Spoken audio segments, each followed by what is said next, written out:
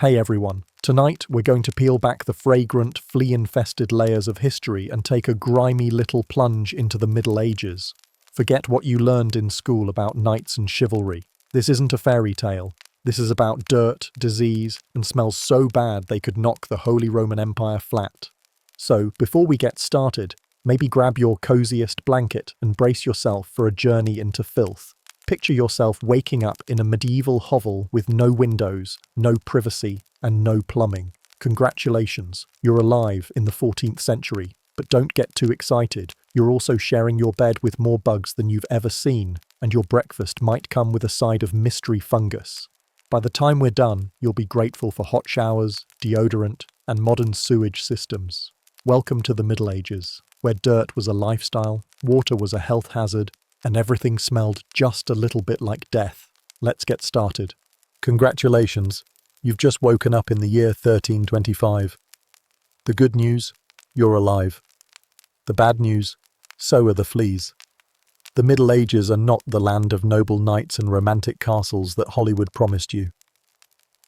This is a time when dirt wasn't just part of life. It was life. Every inch of your world is caked in grime, and no matter how hard you try, you can't scrub it off.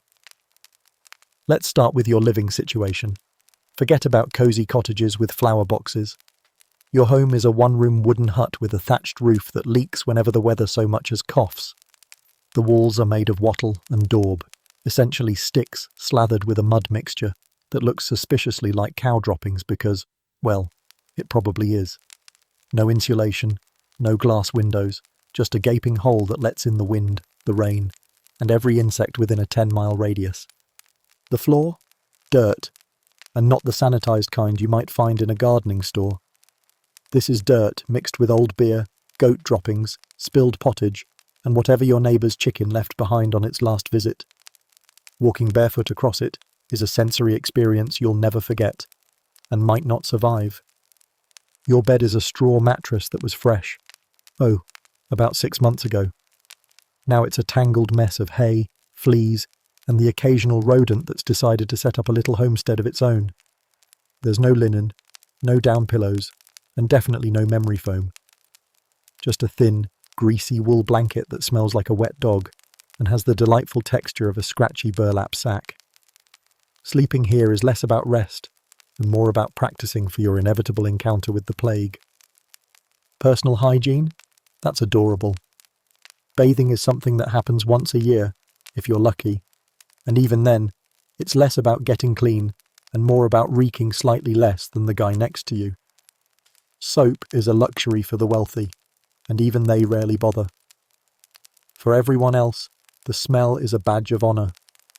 After all, if everyone stinks, who's to judge? And don't even think about washing your clothes regularly. You've got one outfit, maybe two if you're living large, and it's made from rough, scratchy wool that holds every smell, stain, and unspeakable substance it's come into contact with. You'll wear it until it falls apart, and even then, you'll probably stitch it back together. Because new clothes cost money, and money is for taxes, tithes, and feeding the Lord's pigs. Your hair? Greasy. Your nails? Blackened with dirt. Your teeth? Well, let's just say the term pearly whites didn't exist yet. Dental care is non-existent, and most people's mouths resemble miniature battlefields of rot and decay. Smiling is less about friendliness and more about showing off how many teeth you've managed to keep this year.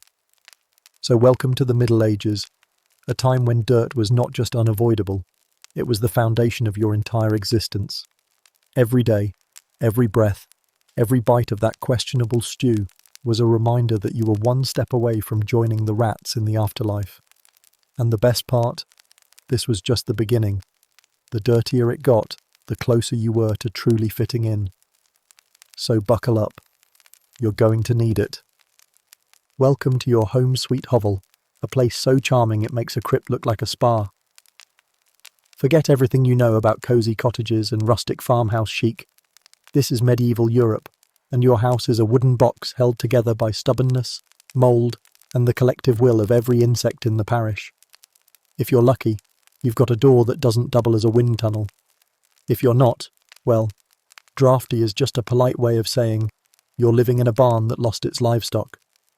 Your home is made of wattle and daub, which sounds quaint and rustic but is really just a fancy way of saying mud and sticks that smell like the wrong end of a cow.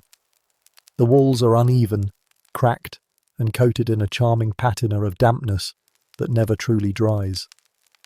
Every time it rains, which is often, the mud walls get soggy and the smell rises like a baked-in fart. On particularly bad days, parts of the wall might collapse, leaving you with a nice view of your neighbour's equally miserable hovel, and of course, a convenient entryway for the local rats. And then there's the roof. Thatched, they call it, but really it's just bundles of dried reeds and straw jammed together in a semi-coherent tangle that leaks like a politician's promises. When it rains, and let's be honest, in medieval Europe it always rains, the water trickles down through the roof and lands directly on your head or soaks your straw bed, which already smells like something crawled into it and died last winter.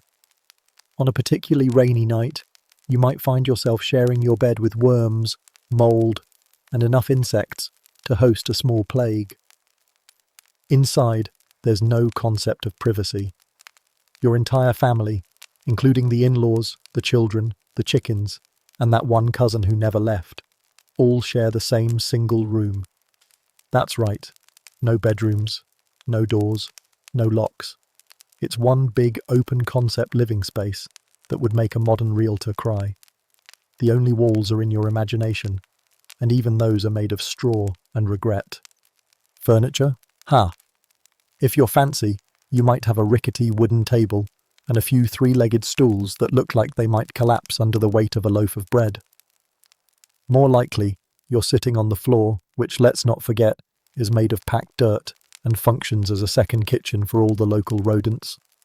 Every time you sit down, something scuttles away. Probably a beetle, possibly a rat, definitely a reason to stand back up immediately. Your bed, or what passes for one, is a straw mattress that's been trampled, flattened, and re-inhabited by every creepy crawly the medieval world has to offer. Bedbugs are a given. Lice are a lifestyle. Fleas are practically family. Every night, you crawl into your straw sack of horrors, hoping to get a few hours of rest before the itching starts. By dawn, you've scratched so much you're bleeding in places you didn't even know you had skin.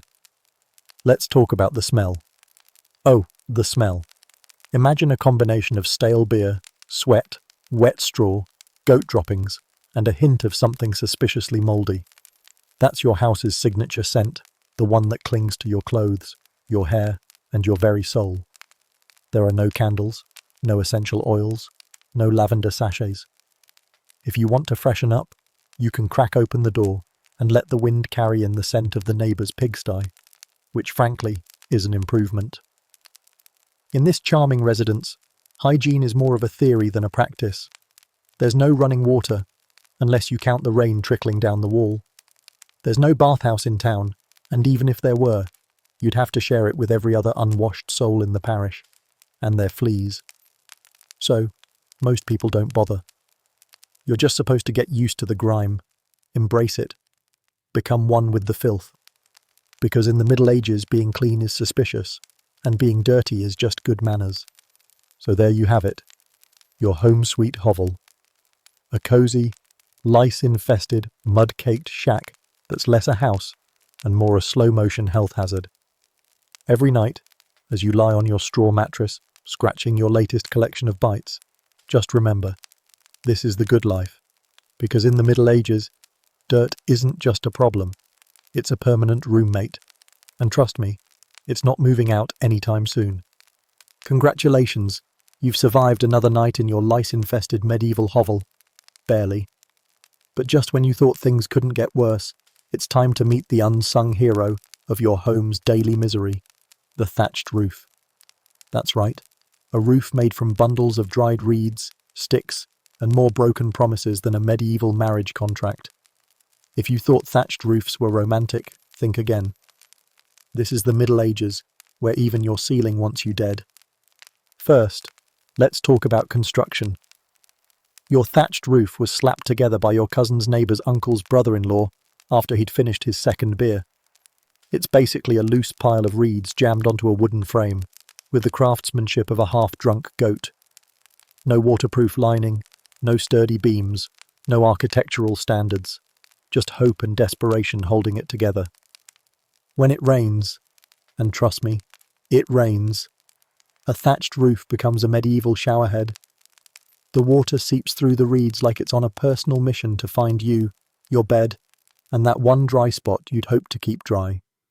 Drip, drip, drip. The sound becomes your medieval lullaby, except instead of gently falling rain, it's the relentless reminder that your ceiling is as reliable as a paper sword. And it's not just water you have to worry about.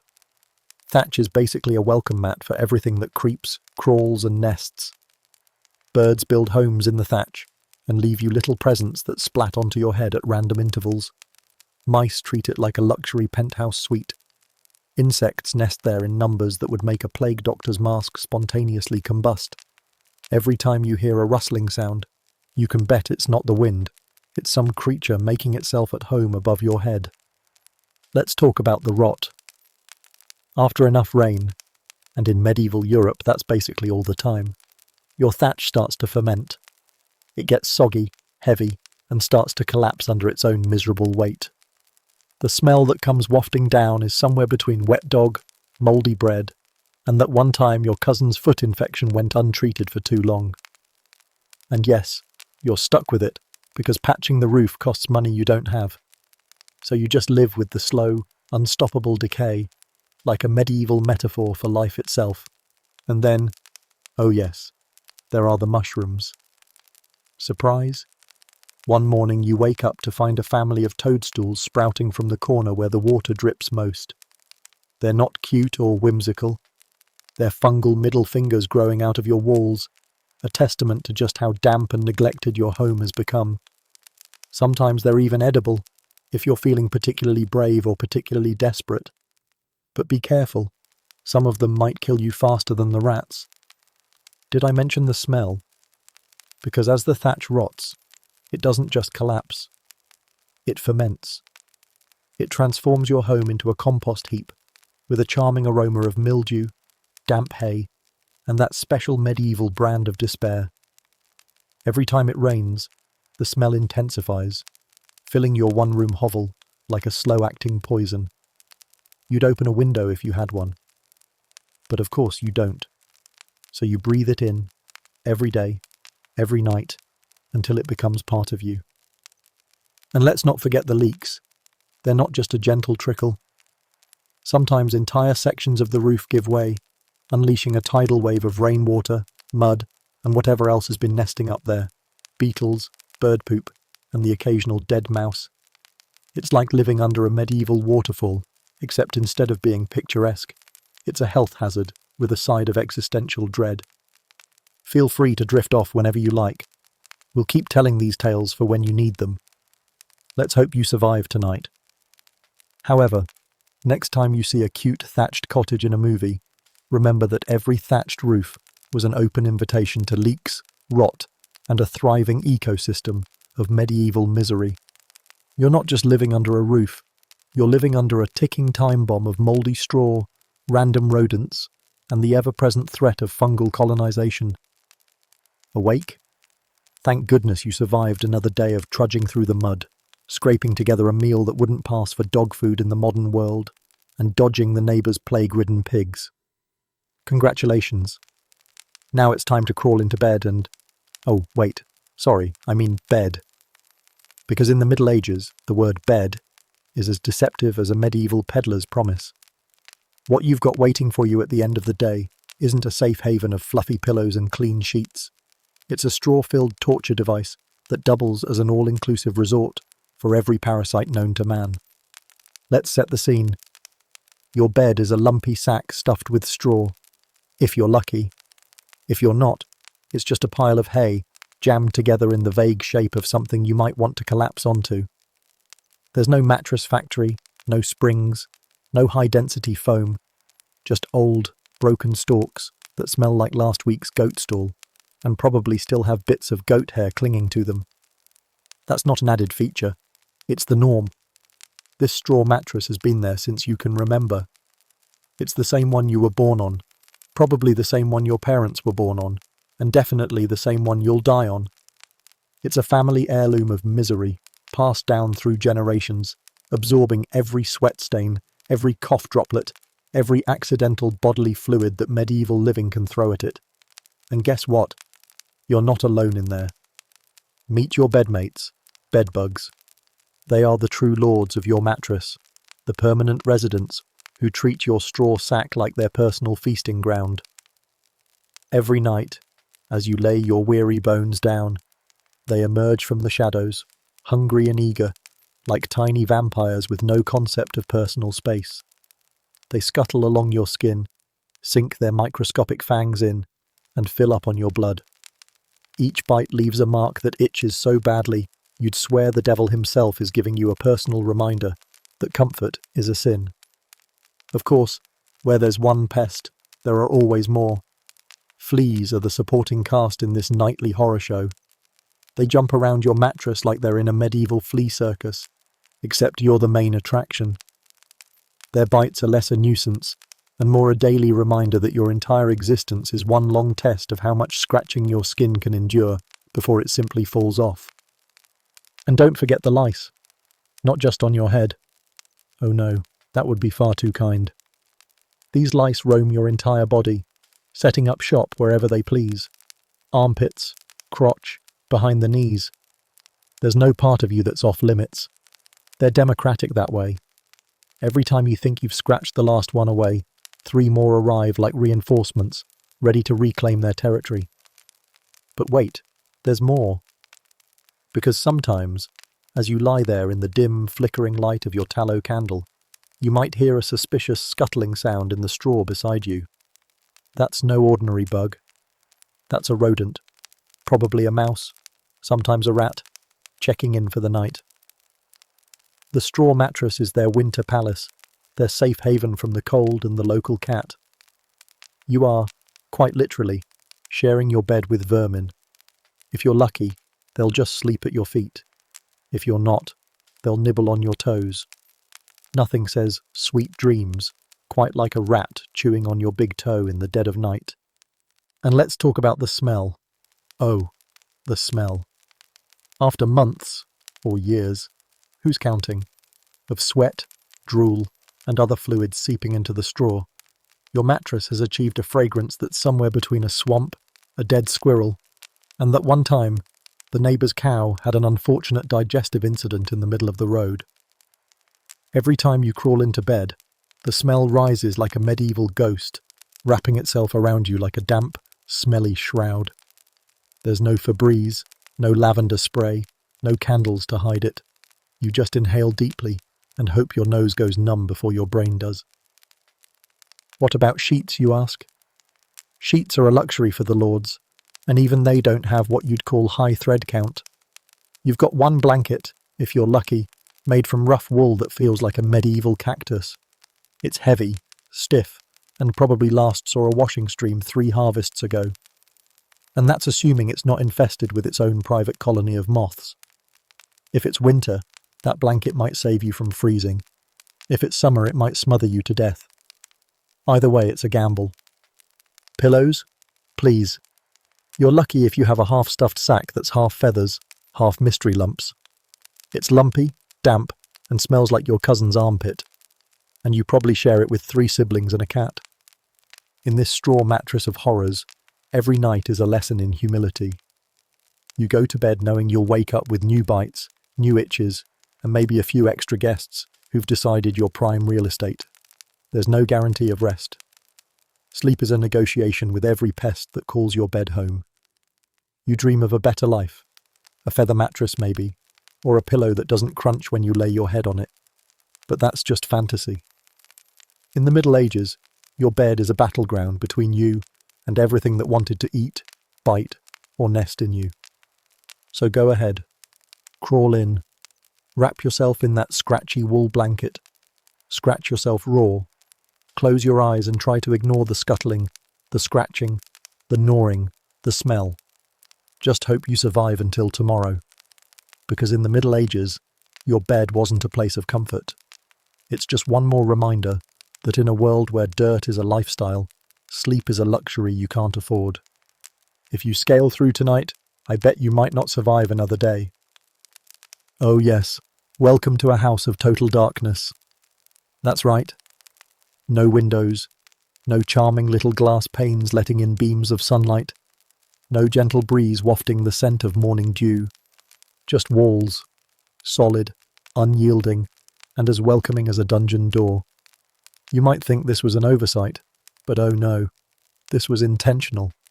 A design choice so baffling it could only come from a time when airflow meant drafts that kill you.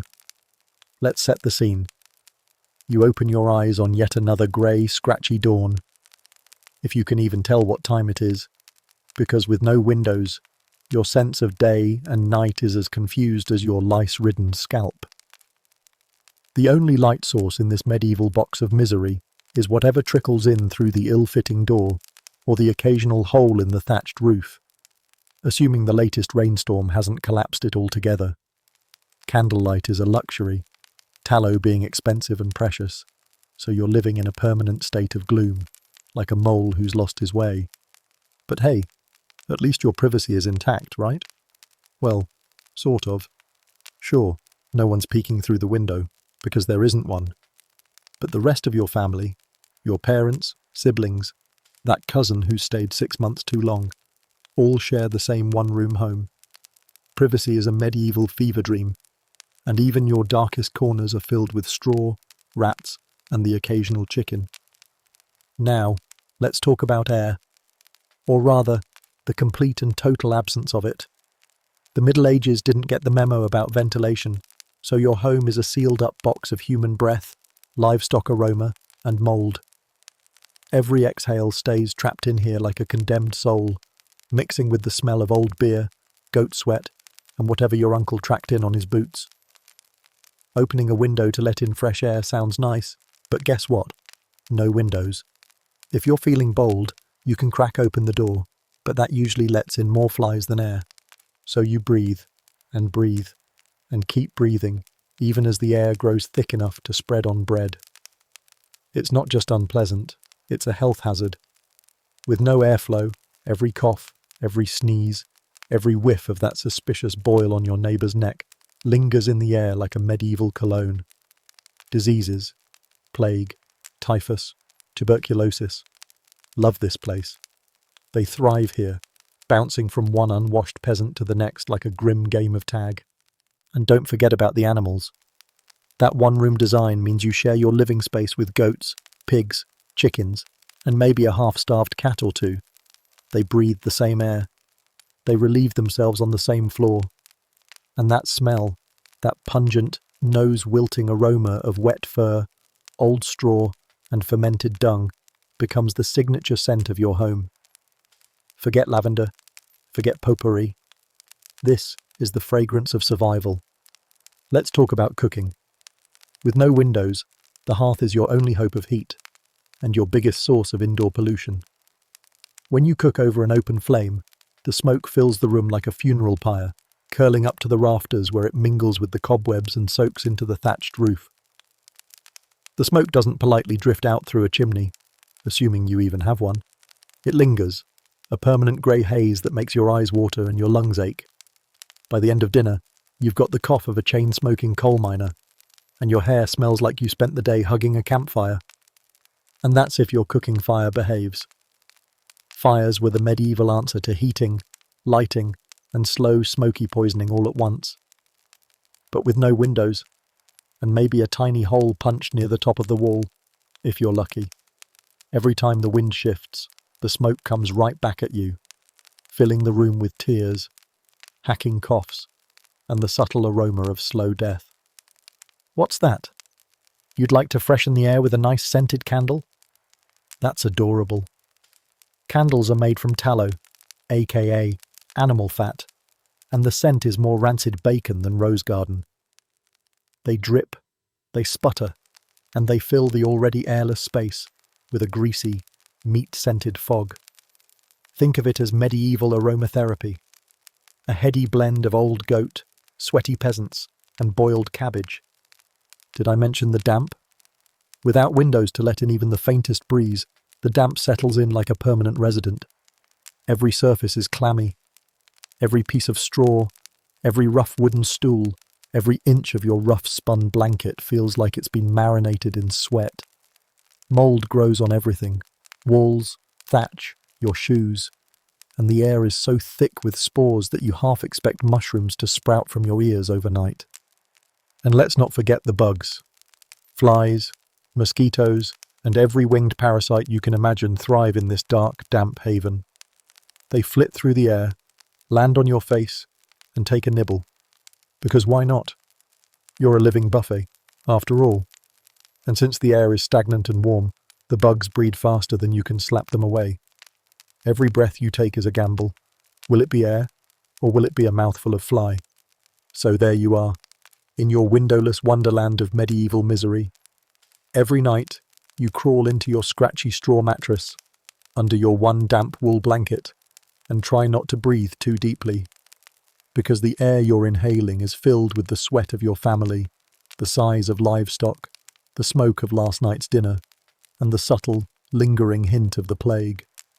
No windows, no air, no problem, except for the smell, and the coughing, and the damp, and the rats. But hey, at least you're not outside in the mud. Small mercies, right? So snuggle in, close your eyes, and try not to think about what's growing in the corners. Because in the Middle Ages, every breath is a reminder that you're living in a time when architecture wasn't about comfort, it was about survival. And even that was questionable. Sleep tight, try not to choke. Don't be scared, you will be just fine. Congratulations. You survived the night. Your straw mattress didn't collapse under the weight of a few extra rodents. The thatched roof didn't dump a fresh waterfall of rainwater on your face. Or at least, not enough to drown you. And the lice only drank about half your blood supply. So here you are, waking up in your medieval hovel to face another glorious day of scratching, sniffing, and wondering how many different ways your body can ache. Let's set the scene. It's dawn. Or at least you think it's dawn. With no windows, no clocks, and no sense of time beyond the occasional church bell clanging in the distance, morning is a guess at best. You wake up because the cold has turned your bones into medieval popsicles, or because the smell in the room has reached a point where even the fleas are packing up and moving out. You stretch, only to be reminded that your mattress is made of flattened straw, seasoned with bedbugs, and generously marinated in the sweat of everyone who's ever slept on it. Your back cracks like an old barn door, and your joints protest with a symphony of pops and creaks. You're 25 years old, which in medieval terms means you're practically a senior citizen, complete with a body that feels like it's been used as a battering ram.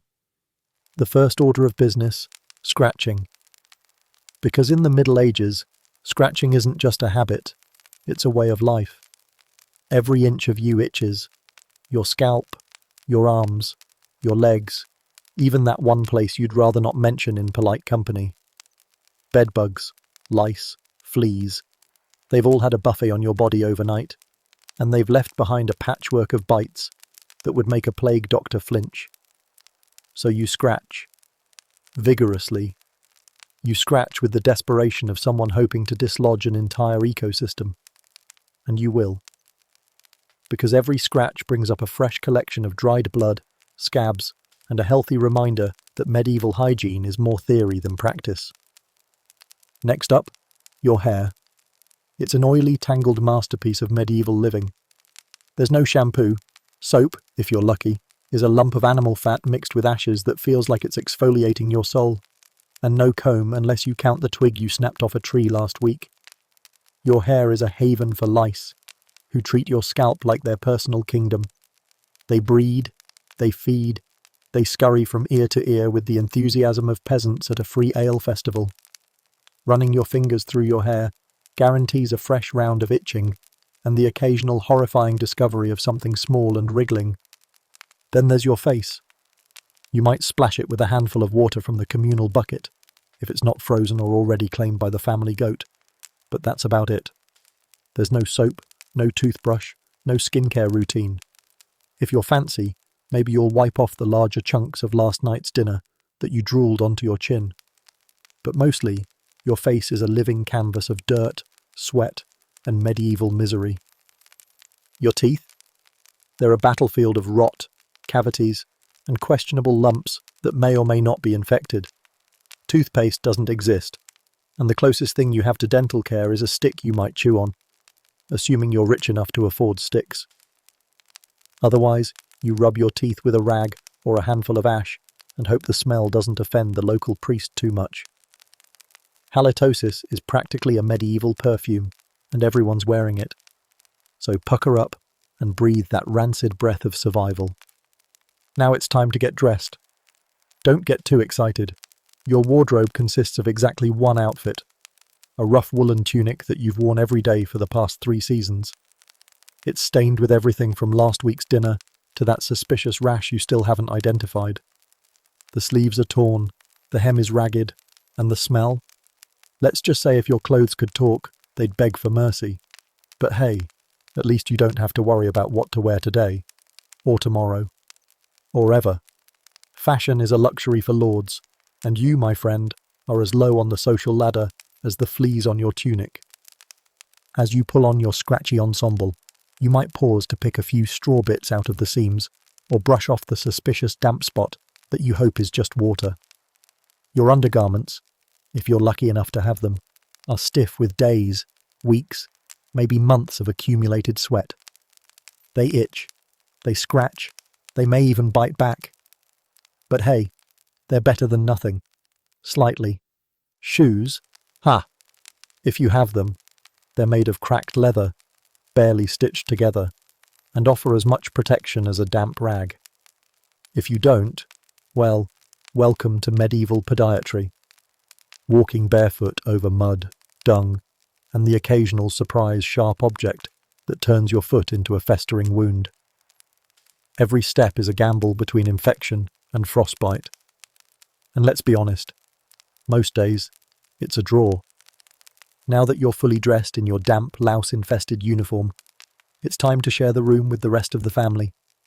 Your parents, siblings, a few in-laws, the occasional goat, and enough parasites to host a medieval wildlife documentary, all breathing the same air, all coughing in the same enclosed space. There's no concept of personal space, no privacy, just one big collective sigh of, well, we're still alive, so let's get on with it. Breakfast, that's another adventure. If you're lucky, you'll get a bowl of pottage, a suspicious greyish stew that's been simmering for days, with each new ingredient layered on top of the last, like a culinary compost heap. If you're not lucky, it's a crust of stale bread that could double as a weapon. Either way, you eat, because the alternative is starvation. And there you have it, your medieval morning routine. Wake up, scratch, sneeze, scratch some more, dress in yesterday's filth, breathe in the communal aroma of old sweat, goat droppings, and damp straw, and step out into a world that's just waiting to make you even itchier than you already are. Welcome to the Middle Ages, where hygiene is an afterthought, and the only thing more reliable than your daily scratching is the reminder that this is as good as it gets. Enjoy your day, and don't forget to scratch. Hey, but that's not all. Though you might have survived the previous conditions, you couldn't last a day more, because what's coming is far worse than you can ever imagine. Welcome to another dawn in the Middle Ages, lice firmly in place, your tunic stuck to your body like a second skin, and the sweet, tangy aroma of human misery wafting off you like a medieval perfume. At this point you might be thinking, surely I can at least clean myself up. Oh, you sweet, naive soul. Bathing in the Middle Ages was less of a daily habit, and more of an annual gamble that could either scrub off the grime or invite death itself into your pores. First things first. Bathing is rare. And I mean, the Halley's Comet of personal hygiene, rare. The average peasant considered it suspiciously decadent to even think about soaking in water that wasn't intended for ale or soup. In fact, bathing too often was seen as not just unnecessary, but downright dangerous. A one-way ticket to moral corruption, the Black Death, or worse, the suspicion that you were trying too hard to impress the local Reeves' daughter. Let's set the stage. The concept of a bathroom as we know it does not exist. Your hovel's single room is a swirling vortex of dirt, fleas, and goat droppings. There's no bathtub hiding behind a cute shower curtain, no soap dish perched beside a sink. If you want to get clean, you need to head to the river, assuming the river isn't currently serving double duty as the local sewer and a decomposing pig party. Even then, you'll be wading into water so teeming with parasites and bacteria that it might as well have a plague doctor standing on the shore, waving you in. So let's say you muster up the courage, or the sheer desperation, to wash. You trudge to the riverbank, your arms laden with your only tunic, and you dip your toes into the brownish-greenish water. The smell alone makes you question your life choices. A heady mix of rotting fish, animal waste, and that special brand of swampy delight that only the Middle Ages can provide. If you're lucky, there aren't too many dead rats floating by. If you're unlucky, there's a suspicious bubbling that makes you wonder if something worse is about to surface. Assuming you go through with it, you plunge your body into the medieval equivalent of a bacterial rave. It's cold, so cold that your skin tries to climb back inside your bones. And let's talk about soap. Soap, if you can call it that, is a crumbly greyish lump made from leftover animal fat and ashes. It smells like regret and scrapes your skin like medieval sandpaper. You rub it on your arms, hoping to banish the layers of filth, but mostly you just end up with a new rash and a lingering sense of existential dread. And let's not forget the local wildlife. Leeches, worms, and every parasite with a medieval travel plan are waiting in the water. Bathing here isn't just a cleansing ritual, it's an open invitation to become a mobile buffet for every bloodsucker in the river. You'll emerge with fewer parasites on the outside, but twice as many on the inside, and a brand new sense of why everyone in your village looks so anemic all the time. But maybe, just maybe, you live in a town with a bathhouse. Sounds fancy, right? Well, hold your breath. Literally. The medieval bathhouse is a place of social gathering, gossip, and potential scandal. It's one large room with a wooden tub, or, if the town is particularly prosperous, a stone basin, filled with lukewarm water that's been shared by every other filthy soul in town that week. Bath water is rarely changed, and soap is optional, meaning the water is less a place of cleansing and more a suspicious stew of skin flakes, hair, and every disease you can name. Oh, and privacy? Ha! Bathing is a group activity. You'll be sitting shoulder to shoulder with your neighbours, that suspicious tanner's apprentice, and possibly a travelling merchant who hasn't seen a change of clothes since the last harvest. It's less about washing and more about sitting in hot filth while listening to the latest gossip about who's got the worst lice infestation this week. Of course, all this communal washing comes with its own risks, namely, the church's disapproval. Bathhouses were notorious for attracting more than just dirt. They were breeding grounds for scandal, sin, and the occasional spontaneous medieval extracurriculars. Whispers of inappropriate behaviour made their way back to the local priest, and before you knew it, bathhouses were being condemned as dens of immorality, where hygiene and heresy went hand in hand. The result? Even fewer people dared to wash, lest they be suspected of plotting the downfall of civilization, one soap bubble at a time. And let's talk about what happened after a bath. Once you'd scrubbed off the worst of the dirt, or at least redistributed it to new places, you'd wrap yourself back in the same filthy tunic you'd been wearing all year.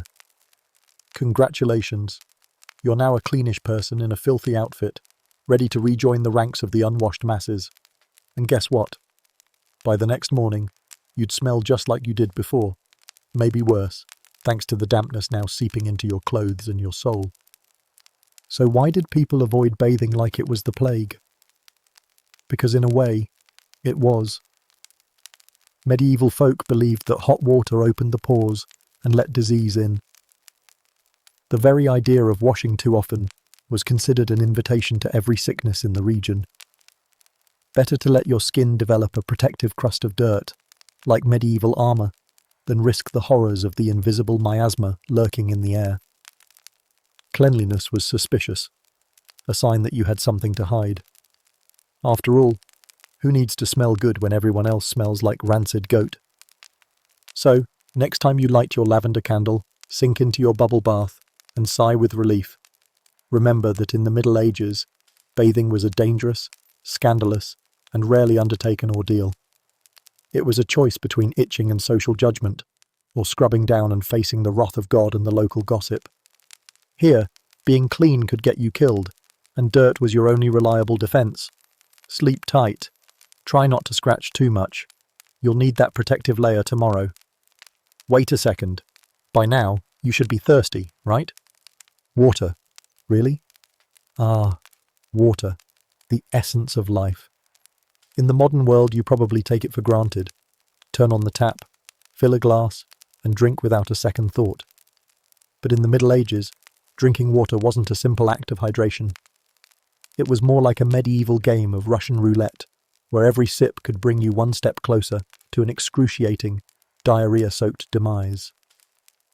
Let's set the scene. It's a bright-ish morning, the sky a friendly shade of greyish-brown, and you're parched. You stumble out of your lice-infested hovel, mouth dry as an old thatch roof, desperately in need of something, anything to drink. You wander over to the local water source, the village stream.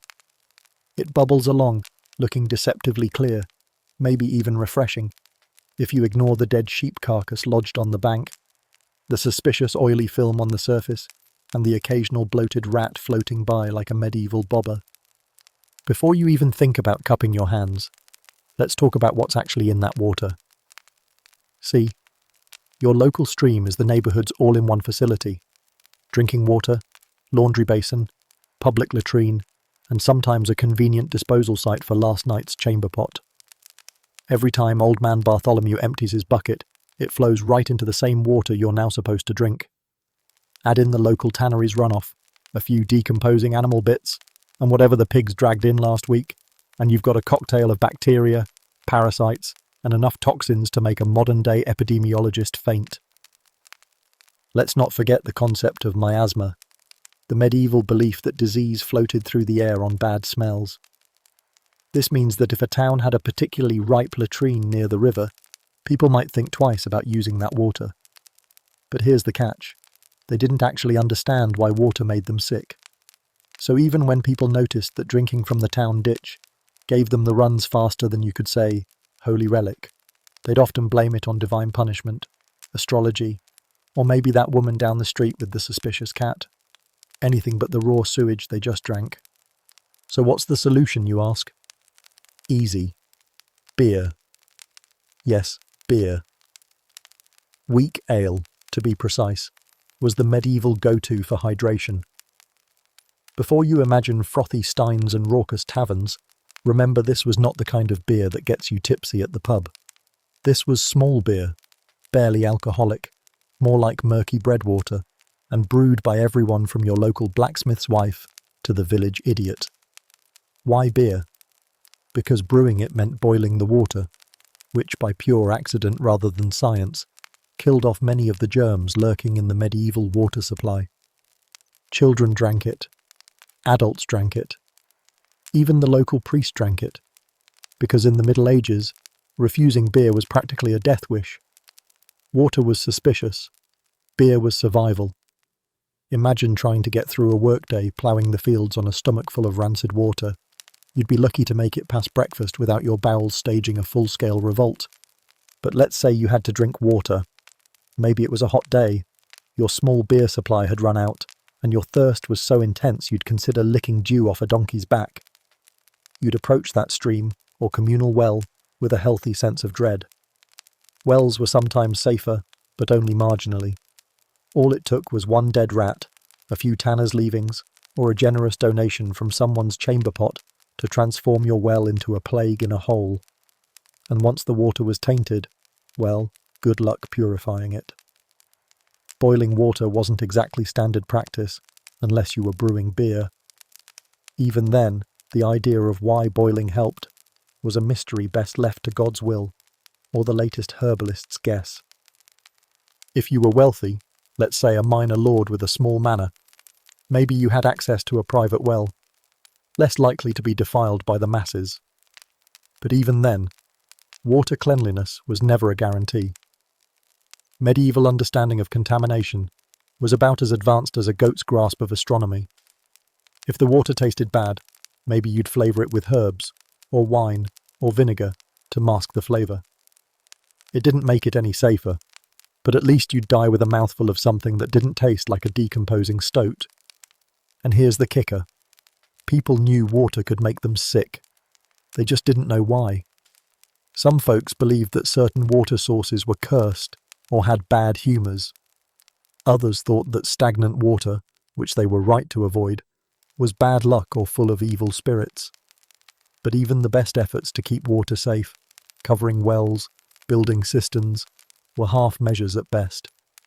When water was scarce, you took what you could get, said a prayer, and hoped your bowels didn't decide to stage a medieval rebellion. Then there were the times when water wasn't even a choice.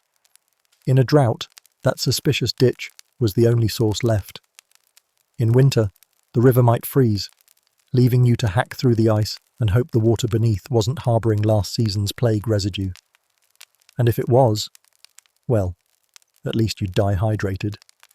So next time you pour yourself a sparkling glass of ice-cold water from your modern faucet, think of the medieval peasant weighing his options between dying of thirst or dying of dysentery. Think of the families huddled around their shared bucket of fresh water that had more floaties than a frog pond. Think of the town's local brewmistress boiling up another batch of small beer, her only line of defence against the plague in a cup.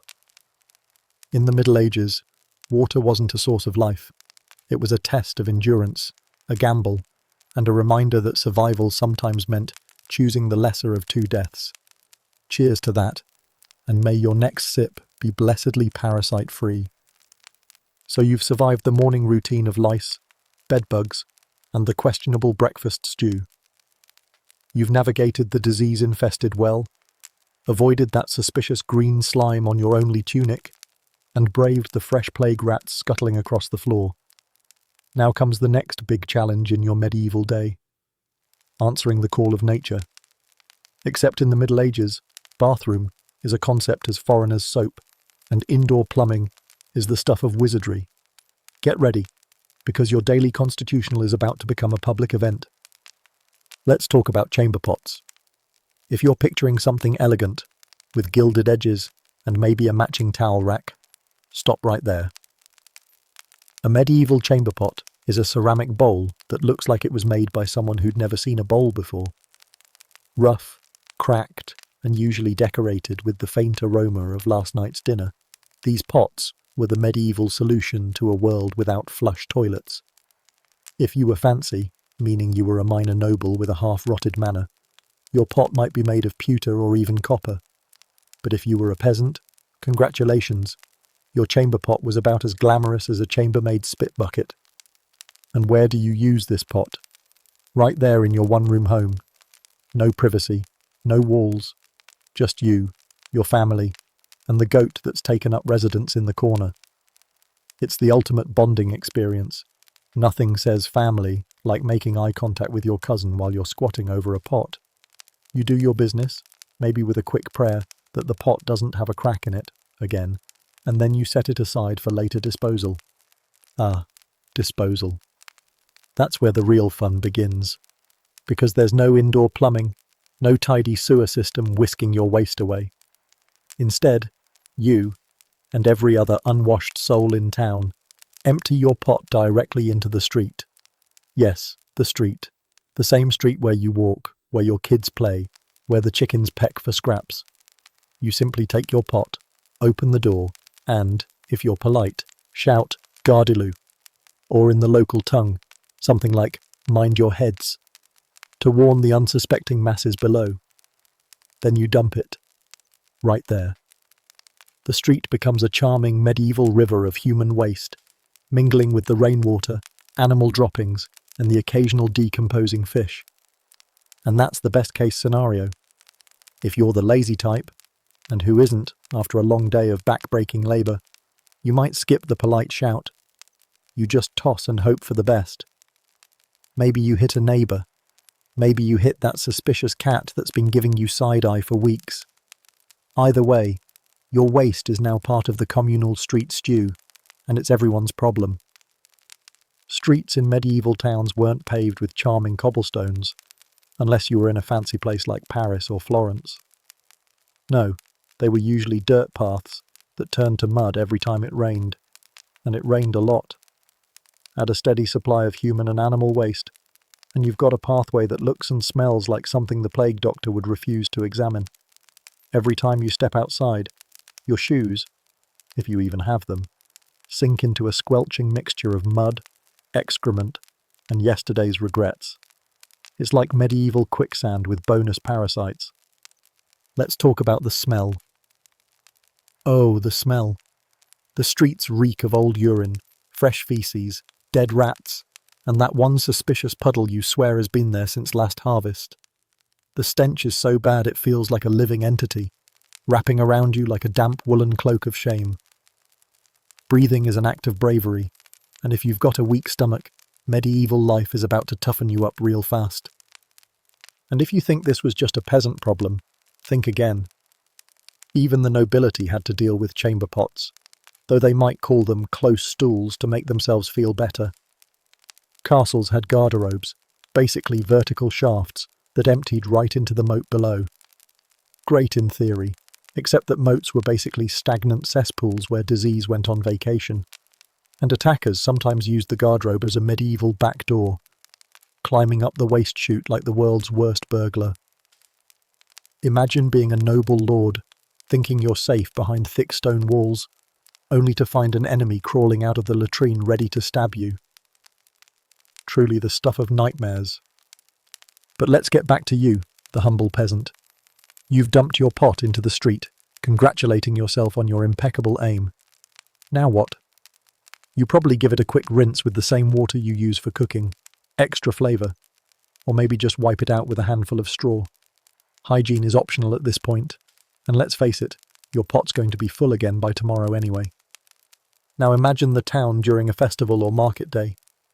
Hundreds of people crammed into narrow streets, all tossing their waste out the window, all shouting, "Gardyloo!"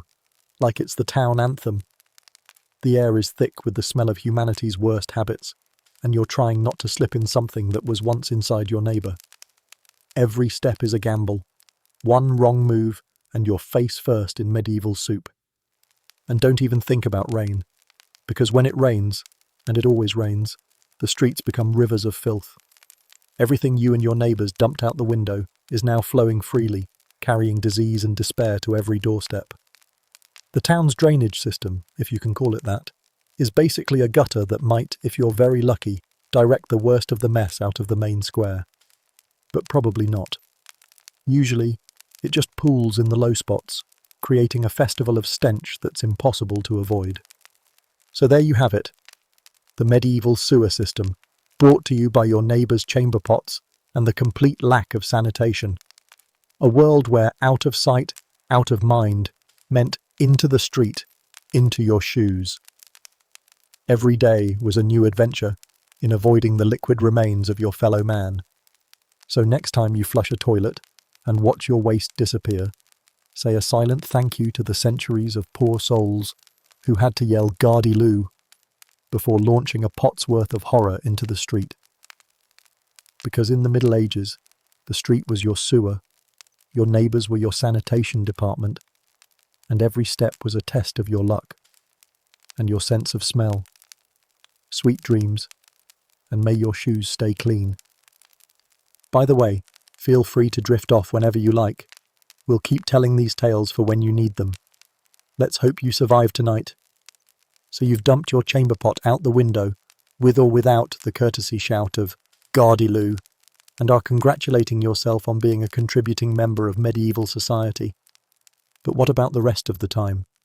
When you're not at home, when you're in the fields, the town square, or even, heaven forbid, visiting someone else's lice-infested hovel? Welcome to the glamorous world of medieval toilets, where the term sanitation means someone else's problem, and privacy is a modern luxury you'll just have to do without. Let's start with the home front. If you were a peasant, your toilet was likely a wooden bucket in the corner of your one-room hut, a bucket that, by some cruel twist of fate, also doubled as a footrest, a milking stool, and a convenient place for the cat to sleep. When nature called, you'd shuffle over, try not to make eye contact with the rest of your family, or the goats, and do your business. The bucket would then be emptied, hopefully outside, hopefully before it overflowed.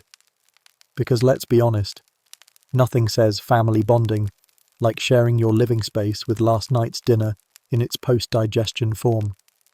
If you were lucky, and that's a big if, your bucket might be lined with straw or ash to soak up some of the horror. But let's face it, no amount of straw is going to make that experience feel any less like a punishment from the gods. Once the bucket was full, or at least suspiciously heavy, it was time to haul it outside and empty it. And where, you ask? Into the street, obviously. Or maybe into the communal dung heap that doubled as a playground for local pigs and children. Sanitation at its finest. But let's not forget the even simpler option, the great outdoors. Fields, ditches, and every other semi-concealed corner became your own personal restroom. When you're ploughing a field from sunrise to sunset, and the nearest bucket is a quarter-mile away, you learn to appreciate the ancient art of open-air defecation. Trees, bushes, and suspiciously high grass become your best friends. Except, of course, for the constant risk that some passing pilgrim, or worse, your local priest, might catch you in the act, leading to a red face and a quick dash for the nearest haystack. If you were in town, things didn't get much better. Public latrines, where they existed, were communal affairs that would make even the hardiest modern festival-goer weep. Imagine a wooden bench with holes cut in it, like the world's worst musical chairs, placed over a pit that was never cleaned, only added to. The smell hit you before you even crossed the threshold, a noxious blend of human waste, rotting straw, and something that might once have been a rat. Privacy. Forget it. You'd sit shoulder to shoulder with your fellow townsfolk, hoping your business was quick and the rats were on break. And speaking of rats, they were the real lords of the latrine. Attracted by the perpetual buffet of filth, they'd scurry beneath the benches, sometimes popping up to say hello at the worst possible moment. Nothing like a rat's cold nose on your ankle to make you rethink your entire life. Disease was inevitable. Every surface was a breeding ground for bacteria and parasites. Flies buzzed around like tiny disease vectors, carrying the plague from one posterior to the next. In castles and manors, things were slightly better. Enter the guardrobe, a fancy word for a hole in the wall that emptied into the moat or a cesspit below. Theoretically, you'd sit in relative privacy, do your business, and let gravity handle the rest. In reality, the smell was enough to make even the toughest knight question his life choices. And let's not forget that the moat wasn't just for waste disposal. It was also a key defense feature, meaning your enemies knew exactly where to climb if they wanted to surprise you. Yes, more than one castle was breached through the medieval toilet, because nothing says war strategy like climbing a waste chute. For the truly desperate, or the truly poor, there was always the ditch. Every village had one. A low-lying trench where rainwater, runoff, and everything else flowed. Think of it as the town's unofficial sewage system. People used it for washing, watering livestock, dumping waste, and sometimes, in a moment of medieval inspiration, as a toilet. Squatting over the edge, you'd add your contribution to the flowing tide of misery and hope. No one was downstream making their dinner. And let's not pretend accidents didn't happen. With no streetlights, no sidewalks, and definitely no health and safety regulations, a nighttime stumble could land you face first in the communal ditch. Imagine the horror of waking up in the pitch black, stepping outside for a quick midnight relief, and slipping straight into humanity's collective digestive output. It happened. Often. And let's be honest, you'd probably never smell right again. So how did medieval folks feel about all this? Let's just say sanitation wasn't top of the priority list. People believed bad smells caused disease. Miasmas, they called them. But the idea of waste management was more someone else's problem than public health crisis. The logic was simple. Dump it out of sight, shout, "Gardiloo," if you're feeling generous, and hope the next rain washed it all away. Spoiler alert, it didn't. In times of plague or epidemic, authorities might order streets cleaned or ditches dug deeper, but even then, it was too little, too late. Waste and water mixed, rats thrived, and disease spread faster than a tavern rumour. Yet somehow, medieval people endured. They scratched, they coughed, they occasionally dropped dead in the street. But they kept on living, oblivious to the idea that one day, flush toilets and sewage systems would be the real revolution. Next time you flush your toilet and watch your waste vanish into the modern sewer system, pause for a moment of gratitude. Imagine the medieval peasant, balancing over a ditch, praying the rats were napping, and cursing the wind for carrying the smell right back into his only tunic. Because in the Middle Ages, every trip to the toilet was an adventure, and every bucket, ditch, and open-air accident was a reminder that when it came to sanitation, civilization had a long, stinky road ahead. Guess you've bravely left your one-room hovel, chamber pot emptied, hopefully outside, tunic clinging to your body like a damp barn blanket, and a healthy sense of dread in your gut. It's time to step outside, into the streets of your medieval village or town. Congratulations. You're about to encounter an environment so spectacularly filthy, even the rats wear tiny gas masks. Let's set the scene. Picture a narrow dirt lane, winding between crooked wooden houses that look like they're one strong breeze away from collapse. The street is a living, breathing tapestry of human existence, and by that, I mean it's covered in every bodily fluid known to man. The ground is a patchwork of mud, straw, and suspicious puddles of greyish-brown liquid that might be water, might be beer, or might be something your neighbour's goat left behind. It's a medieval guessing game with no winners. First, let's talk about the rivers that run through town. When it rains, which is often because medieval weather has all the charm of a wet sock, the streets transform from dryish dirt to ankle-deep streams of liquid regret. Everything that's been dumped out of windows, chamber pots, cooking scraps, rotting vegetables, and the occasional dead animal, joins the party, swirling together in a festive stew of disease and despair. Picture a soup made by Satan's least talented chef. That's your daily commute. Dead rats? Oh, they're everywhere. Rats are the unofficial town mascot, scurrying across your path like tiny plague couriers, each one carrying a lifetime supply of fleas and more diseases than your local apothecary can name. You'll see them floating belly up in the street rivers, half drowned in the refuse. They bob along like morbid parade floats, their bloated bodies a constant reminder that in the Middle Ages, death is never more than a few steps away. And let's not forget the mystery goo. Every street has it. You know the stuff. Thick, sticky, and clings to your boots like a second skin. It's the colour of old cheese, smells like a tavern latrine, and has the consistency of cold porridge left out for a week. What's in it? No one knows. It's the collective runoff of human misery. The leavings of butchers, tanners, fishmongers, and anyone else who thought, the street is nature's garbage bin.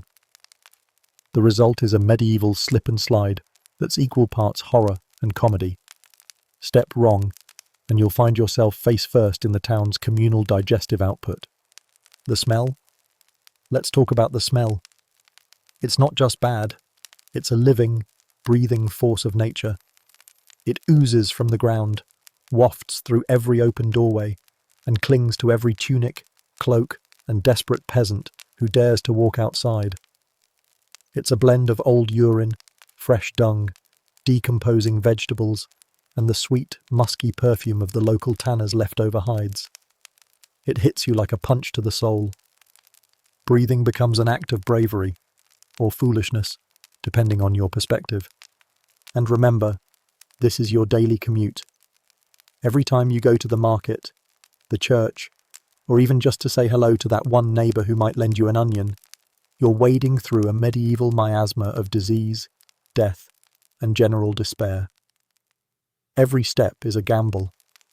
Will your foot sink ankle-deep into a patch of fresh animal waste, or will it slip on that suspicious mystery goo that no one has dared to investigate since last Michaelmas? The answer, probably both. But hey, let's not forget the animals themselves. Chickens, pigs, goats, they all roam free, using the street as their personal playground and toilet. They contribute generously to the street stew, leaving behind steaming piles of gifts that blend seamlessly with the human offerings.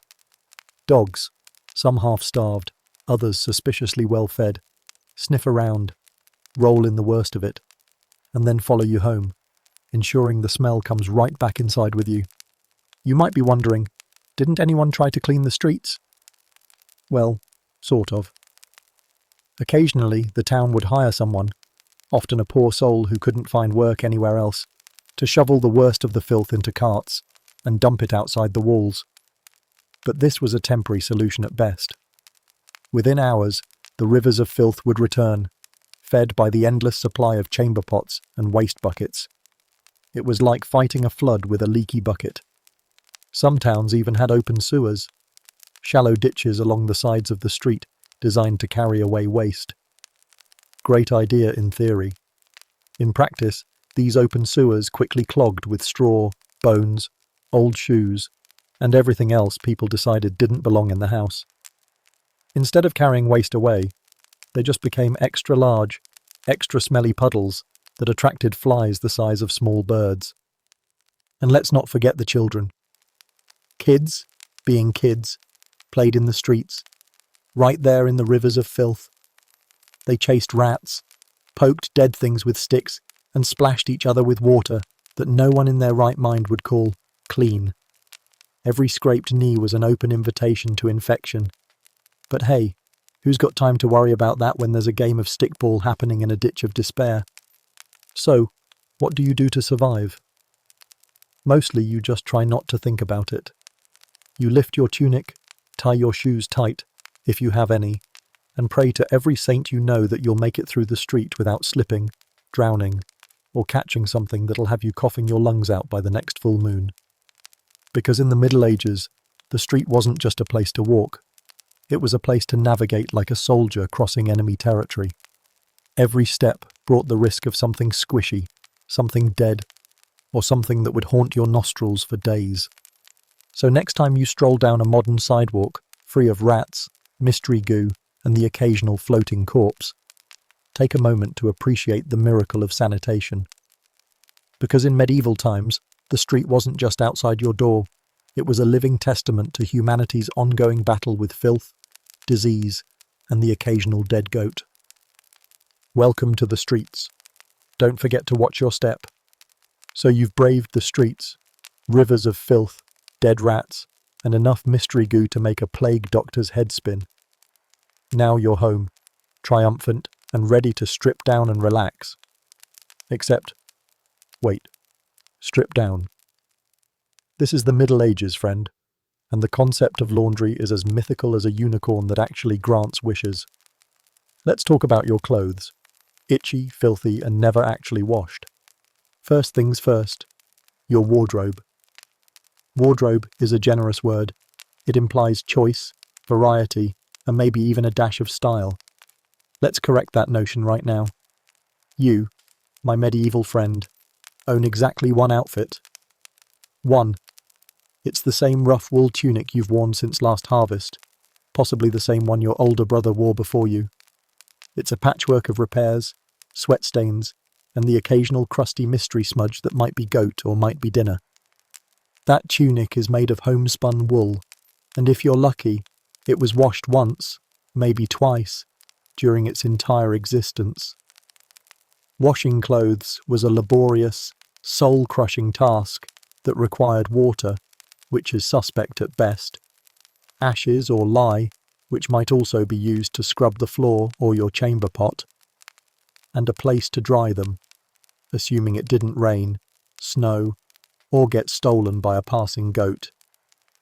Who has time for that when you're busy surviving fleas, famine, and the occasional neighbourly knife fight? Underwear, if you have any, is a rough linen shift that's about as comfortable as burlap.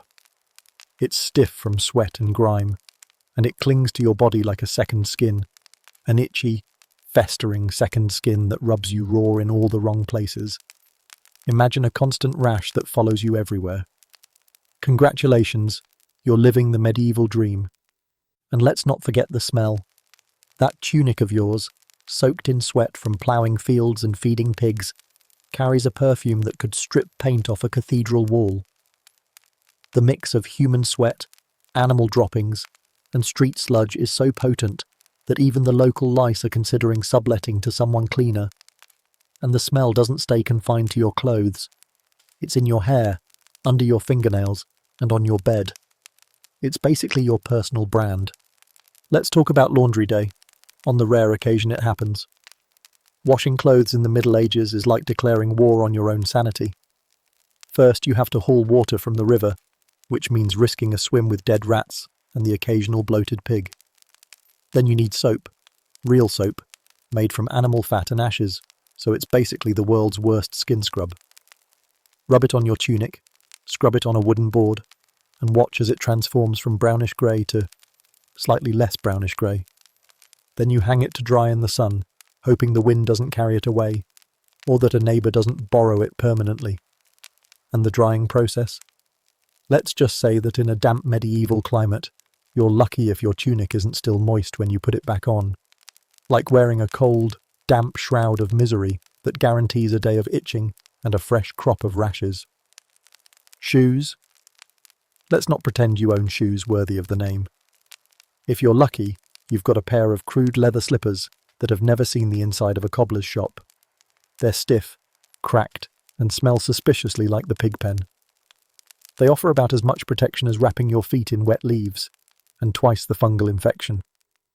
Walking through the filth-ridden streets in them is a gamble every time you step outside, but hey, at least it's better than going barefoot, unless you prefer to risk stepping in something truly unspeakable. Socks. Ha! Most peasants didn't even know what socks were.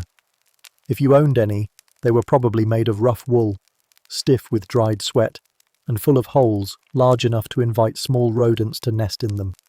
The smell could make a tanner cry. Now let's talk about the noble folks, because surely their clothes were better, right? Technically, yes. Fancier, dyed, and with embroidery that would make your peasant heart weep. But let's be honest. They washed their clothes about as often as they washed themselves, which is to say, almost never. Those velvet gowns, stiff with sweat and body odour. Those embroidered cloaks, moth-eaten and marinated in the same personal perfume you're sporting, just with more money behind the smell. And heaven forbid you get lice or fleas, which you will, because everyone did. Those parasites didn't care if you were a peasant or a king. They were equal opportunity invaders. Once they found a nice warm spot in your tunic, they set up shop, invited friends, and started breeding like it was a festival day. Every scratch you gave yourself was an invitation for more infection, more misery, and maybe a fresh rash or two. So why didn't people just wash their clothes more often? Well, first it was labour-intensive. Hauling water, boiling it, scrubbing. These weren't small tasks, when your day was already full of trying not to starve or die from the plague. Second, there was a widespread belief that too much washing could actually weaken your health. Water opened your pores, letting in bad air, or so they thought. Better to let a nice crust of sweat and filth form a protective barrier against disease, a medieval hazmat suit if you will. So there you are, one tunic to your name, clinging to your body like a damp confession of every meal, every illness, and every suspicious puddle you've waded through. The smell is your constant companion. The itch is your daily hobby. And the idea of fresh laundry is as laughable as a feast with no turnips. Congratulations. You've survived another day in your lice-ridden, straw-stuffed hovel, and you've finally come to terms with the fact that your tunic now has the approximate colour and texture of a neglected barn floor. And that smell. Ah, the smell. It's clinging to you like an unwanted medieval sidekick. You think, surely it's time to wash this thing. Welcome to Laundry Day in the Middle Ages, a day that will make you long for the sweet release of plague. Let's start with the essentials. Water. You don't have a tap, or even a suspicious hand pump. No, you get to walk, half a mile, maybe more, to the nearest river or communal well, where the water is about as fresh as a plague pit and has an aroma that can only be described as robust. It's brown, has things floating in it. Some of them might even still be alive, and is about as inviting as a pig's watering trough. But hey, water's water, right? You fill your wooden bucket, careful to skim off the worst of the floating rat fur, and lug it back to your hovel, praying it doesn't slosh out all over your feet. Congratulations, your tunic is now double dirty from hauling the world's worst spa water. Next comes the soap. Except, sorry, you don't actually have soap. Soap is a rare commodity. You might have heard a travelling merchant mention it in hushed tones, but to you, it's a luxury reserved for nobles and monasteries. The everyday peasant's answer to soap? Ash. Plain old wood ash mixed with water, because nothing says fresh laundry like the byproduct of last night's dinner fire. Ash is harsh, abrasive, and about as gentle on your skin as a cheese grater dipped in vinegar. But that's all you've got. So here's the method. You dump your tunic, the same one you've worn for the last 6 months, into a wooden tub. You toss in some ashes, pour on the cleanest water you can find, and start agitating it with your hands, or a big wooden stick. The mixture turns into a greyish soup that looks suspiciously like something the cow left behind in the barn, and smells about the same. You knead it, hoping the ashes will scrape off at least a layer or two of filth, even as your fingers turn raw from the grit. Now, if you're fancy, or at least a medieval Martha Stewart, you might add a dash of stale urine to the mix.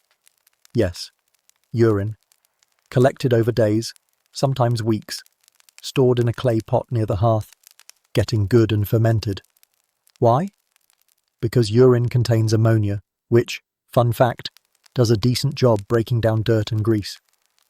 Medieval people called it chamber lye, and it was the closest thing they had to a detergent. So now, not only are you scrubbing your only piece of clothing with ashes, but you're also marinating it in week-old pee. It's a smell that stays with you, body and soul. Once you've stirred this unholy brew long enough that your tunic looks more like a limp, sad rag than something a human would wear, it's time to rinse it out. Back to the river, or maybe another bucket of questionably clean water. You dunk your tunic, slosh it around, and hope that most of the ash, urine, and mystery scum come out. Spoiler alert, they don't. The water darkens to the colour of medieval despair, but your tunic still carries the delightful bouquet of all the fluids it's ever absorbed. Now comes the drying process. You drag your tunic back home, dripping wet and heavy enough to break your back, and hang it over a line of rope, assuming you're fancy enough to own rope, or just drape it over a bush. If it's sunny, you might get lucky, and it'll dry before the next rainstorm hits. If it's raining, and it's always raining, your tunic will absorb even more filth from the air and ground, developing new and exciting stains in places you didn't know existed. And when it finally dries, well, dry is a generous word. The tunic is now stiff as a board from the ash residue. The urine has left behind a scent strong enough to revive the dead. And the colour? Let's call it medieval grey, which is code for permanently suspicious. You slip it back over your lice-ridden body and, Surprise! It feels exactly the same as before, except now it scratches like a burlap sack filled with angry hedgehogs. Let's talk about how often this delightful ritual occurs.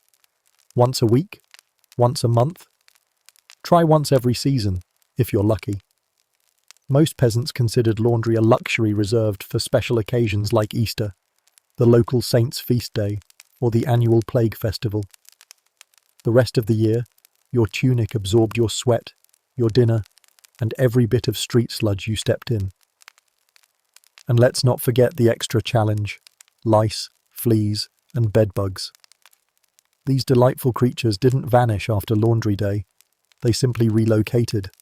They'd cling to the seams of your tunic, to your damp undergarments, or, if you were really unlucky, to the drying line itself, waiting to make a triumphant return the moment you pulled the tunic over your head. Laundry day wasn't just a chance to clean your clothes. It was an opportunity to refresh your relationship with every parasite in the medieval kingdom. Of course, if you were a noble or lived in a fancy household, you might have a servant, or three, to handle laundry for you. Don't get too excited though. The process was just as miserable. Only now, someone else had to suffer through it while you lounged in your drafty chamber, probably complaining about the smell. So there you have it. Laundry day, medieval style. A bucket of water teeming with mystery life forms, a generous helping of ashes and urine, and the distinct possibility that after all your hard work, your tunic will still smell like a pig pen. It's enough to make even the most stoic peasant dream longingly of the future, where soap is real, washing machines exist, and laundry day doesn't involve a small-scale science experiment that could double as a punishment for petty crime.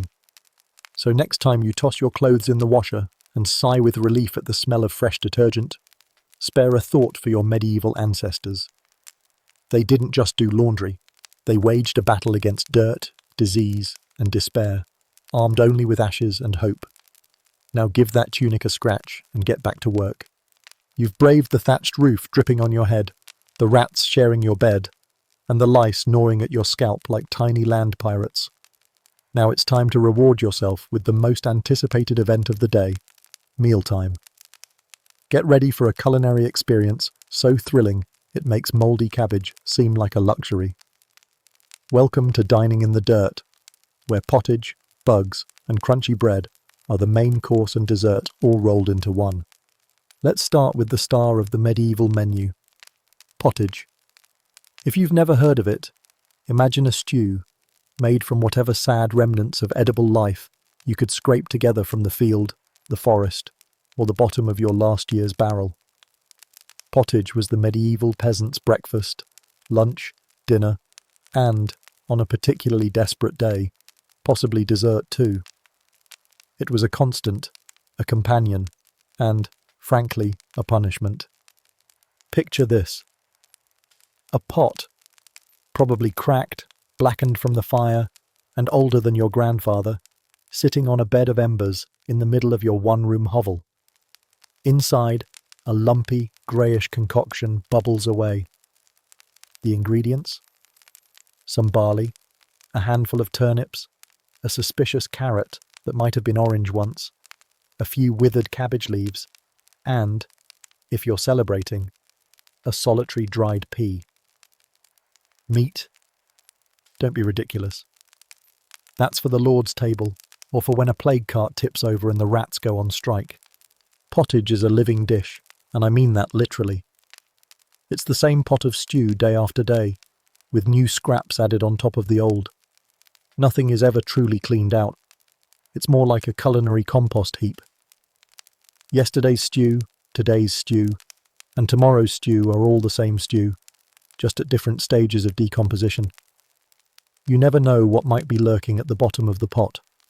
A rogue bug, a chunk of rat tail, or that suspicious mushroom that's probably going to make you hallucinate the Virgin Mary on a horse. And then there's the bread. Ah, bread, the so-called staff of life. In the Middle Ages, it was more like the staff of dental destruction. If you're lucky enough to get bread with your meal, it's probably a hunk of barley, or rye, so dense and dry, it could be used as a makeshift weapon. The crust is harder than a knight's conscience, and the inside is speckled with weevils, beetles, and the occasional lava that fell in during the grinding process. Extra protein. Flour was often stretched with sawdust, old grains, or, when times were particularly bad, ground up acorns or dried leaves. Anything to bulk it out, even if it tasted like desperation and betrayal. You didn't slice this bread so much as negotiate with it, and heaven help you if your teeth aren't up to the challenge. Medieval dentistry consisted of hope it falls out on its own, or yank it out with pliers, so bread was more like an edible dental exam. But let's not forget the bugs. The Middle Ages weren't exactly known for their rigorous kitchen hygiene. Bugs were everywhere, in the flour, in the pottage, and sometimes even in the salt, assuming you could afford any. Flies buzzed around like they owned the place, landing on your stew, your bread, your face. Every meal was an all-you-can-eat buffet, just for the flies. And if you thought that was bad, wait until you find a beetle staring back at you from your pottage. Bon appetit. Dining was a group activity, and table manners meant trying not to cough your tuberculosis into someone else's bowl. Everyone sat around the fire, sharing the same pot with a communal spoon, if you had one, or your bare hands. Germ theory hadn't been invented yet, so the idea of washing your hands before eating was as foreign as personal space. Sharing was caring, caring about sharing everyone's diseases. Drinks? You'd think water, but we covered that horror in an earlier chapter. If you wanted to survive, you drank small beer. Weak ale, barely fermented, just enough to kill some of the deadly stuff in the water. It was cloudy, warm, and sometimes came with its own garnish of floating debris. But hey, at least it didn't kill you immediately. Children drank it too, because giving kids water was like playing plague roulette. Sometimes, very rarely, you'd get cheese. But medieval cheese was more like a suspicious, smelly brick than anything you'd put on a charcuterie board. It was hard, crumbly, and likely to have the consistency of old plaster. If you were lucky, the mould was on the outside. If you were unlucky, it was on the inside, and possibly alive. Meat was a fantasy, unless you were a noble or poacher, and poachers had a life expectancy shorter than a plague rat. Meat was for feast days and funerals. Maybe a bit of bacon if the pig survived the winter, but even that was mostly fat and gristle, and it had been smoked within an inch of its life. Meat was either a treat or a punishment, depending on how many worms came along for the ride. So there you sit, bowl in hand, staring at your pottage. It's the same pottage you had yesterday, and the day before. It's bubbling ominously, like it's plotting your demise. You take a bite, chew slowly, and try not to think about what might be in it. The bread cracks a tooth. A fly lands on your cheek. Across the fire, your cousin sneezes straight into the pot. You sigh, dip your spoon again, and remind yourself that at least you're not starving. Yet. So next time you grumble about your microwave dinner, or complain about how your toast got a bit too crispy, spare a thought for your medieval ancestors. They dined in the dirt, with bugs, crunchy bread, and the constant risk of dying from whatever crawled into the pot the night before. Dining wasn't just a meal, it was a daily adventure in survival. Welcome to the Middle Ages. Bon appetit. Still alive after the meal? Then, you must be brave and of a special breed. You've made it through another medieval meal, a steaming bowl of suspicious pottage, a hunk of bread that could double as a siege weapon, and enough grit in your teeth to rebuild the town wall. But just when you think you've survived the worst of it, along come the real stars of the medieval dinner table, the flies. These tiny buzzing freeloaders are more than just an annoyance. They're practically honoured guests, attending every meal with all the grace and subtlety of a plague cart driver. Let's set the scene. You're hunched over your bowl of pottage, which is really just yesterday's dinner reheated over a smoky fire that's been going since the last harvest. The smell wafting from that pot would make a tanner's apprentice gag, but you're used to it by now. You grip your wooden spoon, ready to dive in, when you hear that familiar whine, the high-pitched, mocking buzz that means the flies have arrived. They come in droves, like tiny black knights on a mission to ruin your appetite. At first, it's just one, circling your bowl with the air of a critic deciding whether to leave a bad review. Then another joins, and another, until your dinner looks like a banquet for the insect kingdom. They land on the rim of the bowl, on your spoon, on your hand. Sometimes they even dive straight into the stew, taking a quick swim in the greasy depths, before buzzing off to find a more attractive landing pad, like your face. You might try to wave them away, but this is medieval Europe. Hygiene is a concept reserved for monks with too much time on their hands, and you haven't washed properly in weeks. Your hands smell like pottage, sweat, and questionable cheese, basically a buffet for the flies. Every time you shoo one away, two more arrive, drawn by the irresistible scent of human despair. If you think flies are just an outdoor problem, think again. Your home, drafty, damp, and full of corners, where every small creature seeks refuge, provides the perfect breeding ground for these uninvited guests. They lay their eggs in the straw, in the thatch, in any leftover food, and sometimes, if you're really unlucky, in your clothes. Then they hatch, and now your dinner companions have multiplied into an army, an unstoppable force of nature, determined to share every meal you ever eat. And let's talk about what these charming dinner companions have been up to before they graced your table. Flies in the Middle Ages weren't just flies. They were mobile disease factories. They'd been dining on all the best the medieval world had to offer. Dead rats in the street, piles of dung in the ditch, and that delightful stew of human waste flowing freely down the open gutter. After feasting on the plague buffet outside, they'd swoop into your house, land on your dinner, and gift you with whatever microscopic horrors they'd collected that day. Bon appetit! Of course, no one in the Middle Ages knew about bacteria or germs. People believed disease came from bad air, miasmas that seeped into your body when you inhaled too deeply near the town's favourite cesspit. Flies were just annoying little creatures, nothing more. No one realised they were tiny plague couriers, buzzing from corpse to dinner table, faster than you could say bubonic. If you were lucky, you'd just get a mild case of dysentery. If you were unlucky, well, enjoy your last pottage. Let's not forget the wonderful experience of eating while fighting off flies. Every bite was a battle.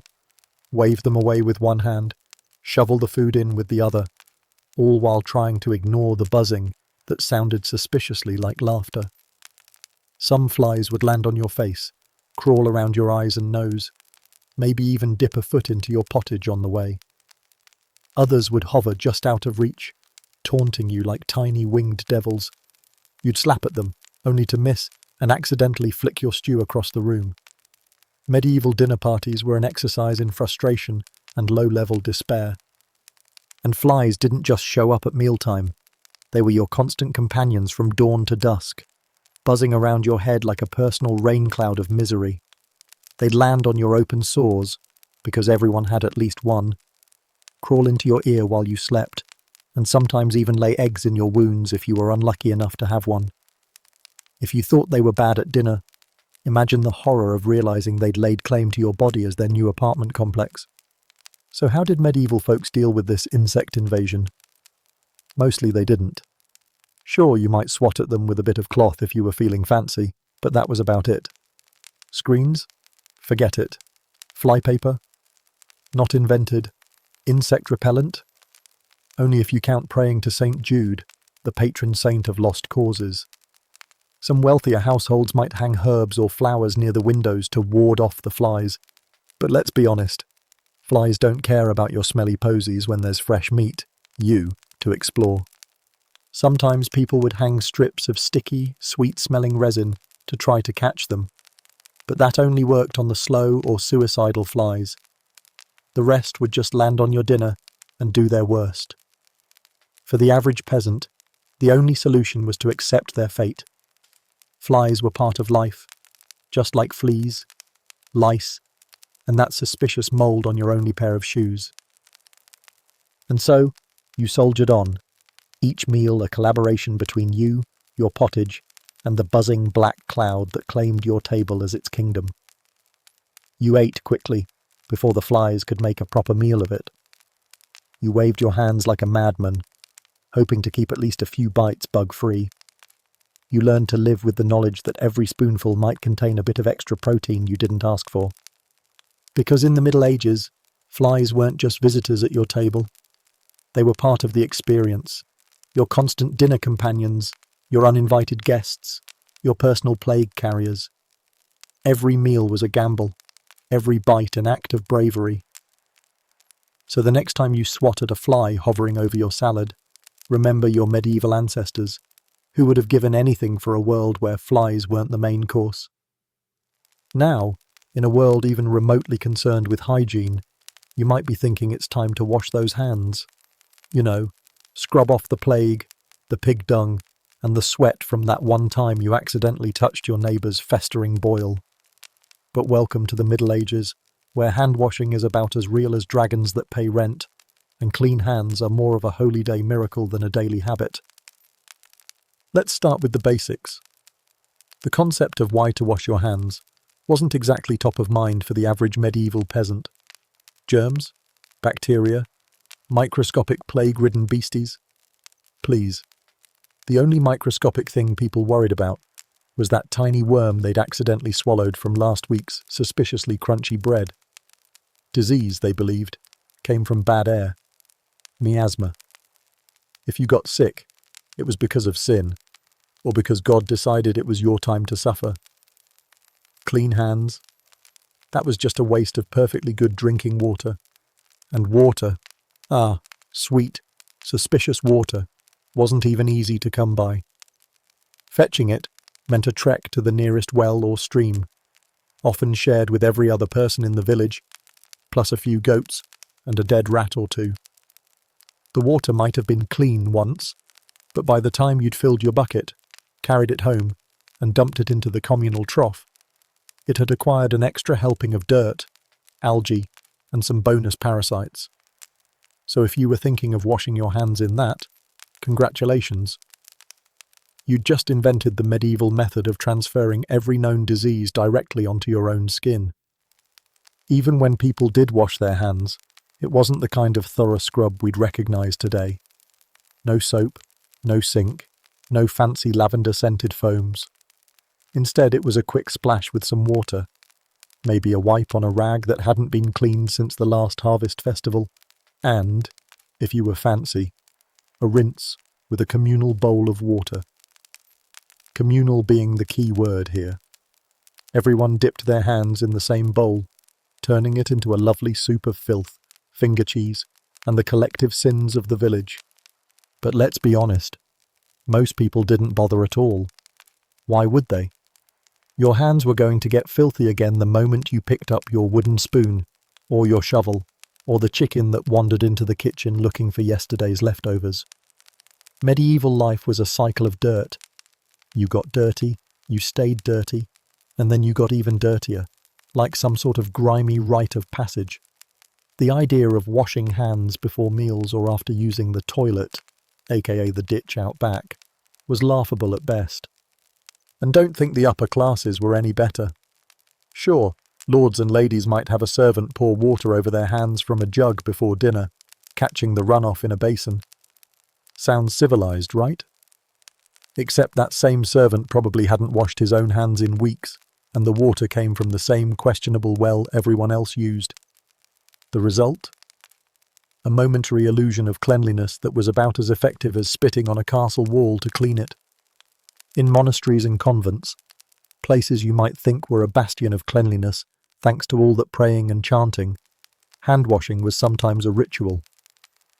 Before meals, monks would line up to have water poured over their hands. But again, no soap, no scrubbing, just a quick rinse to show God they'd at least made an effort. Then it was back to eating the same pottage and bread everyone else was choking down, now with extra holy water residue. Let's not forget the children. tiny walking plague vectors with all the hygiene habits of a medieval pig. Kids rolled in the dirt, chased chickens, poked at dead things in the ditch, and then ran straight to the dinner table with hands caked in every imaginable horror. Did anyone stop them to say, "Wash your hands before you eat"? Not likely. The closest thing to child hygiene was the occasional splash from a rain puddle, if it rained at the right moment. As for after the toilet, assuming you had one, forget it. Most peasants relieved themselves in ditches, in the woods, or into the trusty chamber pot, and then simply carried on with life. Wiping might be done with leaves, straw, or whatever was handy, but washing, that was for the rich, and even then, only if the bishop was visiting. Soap, when it existed, was a luxury. It was made from animal fat and lye, a harsh, caustic concoction that could peel paint off a castle wall, and definitely peel skin off your hands if you weren't careful. It was expensive and time-consuming to make, so unless you were a monk with too much time on your hands, or a tanner already elbow-deep in the worst smells imaginable, you probably didn't even own any. The average peasant's soap was ashes and hope. So what did that mean for disease? Well, let's just say that medieval life was an all-you-can-eat buffet for every infection, plague, and skin disease imaginable. When the Black Death came rolling into town, people didn't understand that not washing hands, especially after handling the dead rats that littered the streets, might not be the best idea. Instead, they blamed the air, the stars, or their neighbour's suspiciously witch-like mole. And still, somehow, people survived. They scratched, they sniffed, they shared pottage with flies, and they carried on, filthy hands and all. Because in the Middle Ages, hygiene was less about staying healthy and more about proving you were tough enough to live through the smell. So next time you reach for that foaming hand soap, all lavender-scented and soft on your skin, spare a thought for your medieval ancestors. They'd have killed for a single bar of that stuff, or at least bartered their second cousin's goat for it. Instead, they lived and died, grime-covered, disease-riddled, and blissfully unaware of the microscopic monsters dancing on their dinner spoon. Hand-washing in the Middle Ages, a myth wrapped in a legend, dipped in a bucket of questionable water. Now scratch that rash and get back to work. Would you still want to live one more day here? Let's see if you can yet survive another day. If you've made it this far, surviving pottage, bedbugs, and the daily risk of being trodden on by a plague cart, give yourself a pat on the back. But don't use both hands. You'll need at least one to swat away the fleas. Because in the Middle Ages, your neighbours weren't just the guy who lives 3 huts down. No, your neighbours were an ever-present, ever-crawling, ever-biting assortment of vermin, parasites, and, if you were especially unlucky, a cousin who just never left. Let's start with the obvious. Rats. The real landlords of the medieval world. They didn't pay rent, didn't mind sharing space, and had an open-door policy on plague and filth. Every home, no matter how grand or humble, came with a complimentary rat population. They scuttled through thatched roofs at night, gnawed on your barley bread, and stared at you with their beady eyes, plotting their next dinner party, usually starring whatever was left in your larder. These rats weren't just content to stay on the floor either. Oh no. They climbed, they crawled, they nested in your straw mattress. Waking up to find a rat snuggling next to you wasn't just common, it was practically a rite of passage. And if you thought a cat might help, think again. Cats were sometimes blamed for witchcraft, and besides, even the bravest feline could only thin the rodent ranks, not eliminate them. But let's not stop at rats. Fleas were their constant companions and your constant tormentors. Tiny, hopping, bloodthirsty hitchhikers that lived in your bedding, your hair, your clothes, and anywhere else warm enough to breed. And breed they did, with the enthusiasm of a medieval feast day. Once fleas settled in, they made themselves at home, biting, scratching, leaving you with welts that festered like a side dish of medieval misery. Oh, And did I mention they carried the plague? Because they definitely carried the plague. Then there were lice. Head lice, body lice, the occasional surprise pubic lice, an all-you-can-eat buffet that turned your scalp into a battlefield of itch and despair. Everyone had them, from the noble in the castle to the peasant in the hut. Your neighbours might help you comb them out, using a comb so fine it doubled as a medieval torture device, but they'd be back before you could finish scratching. Bedbugs? Naturally. They thrived in your straw mattress, feasting on your blood while you slept.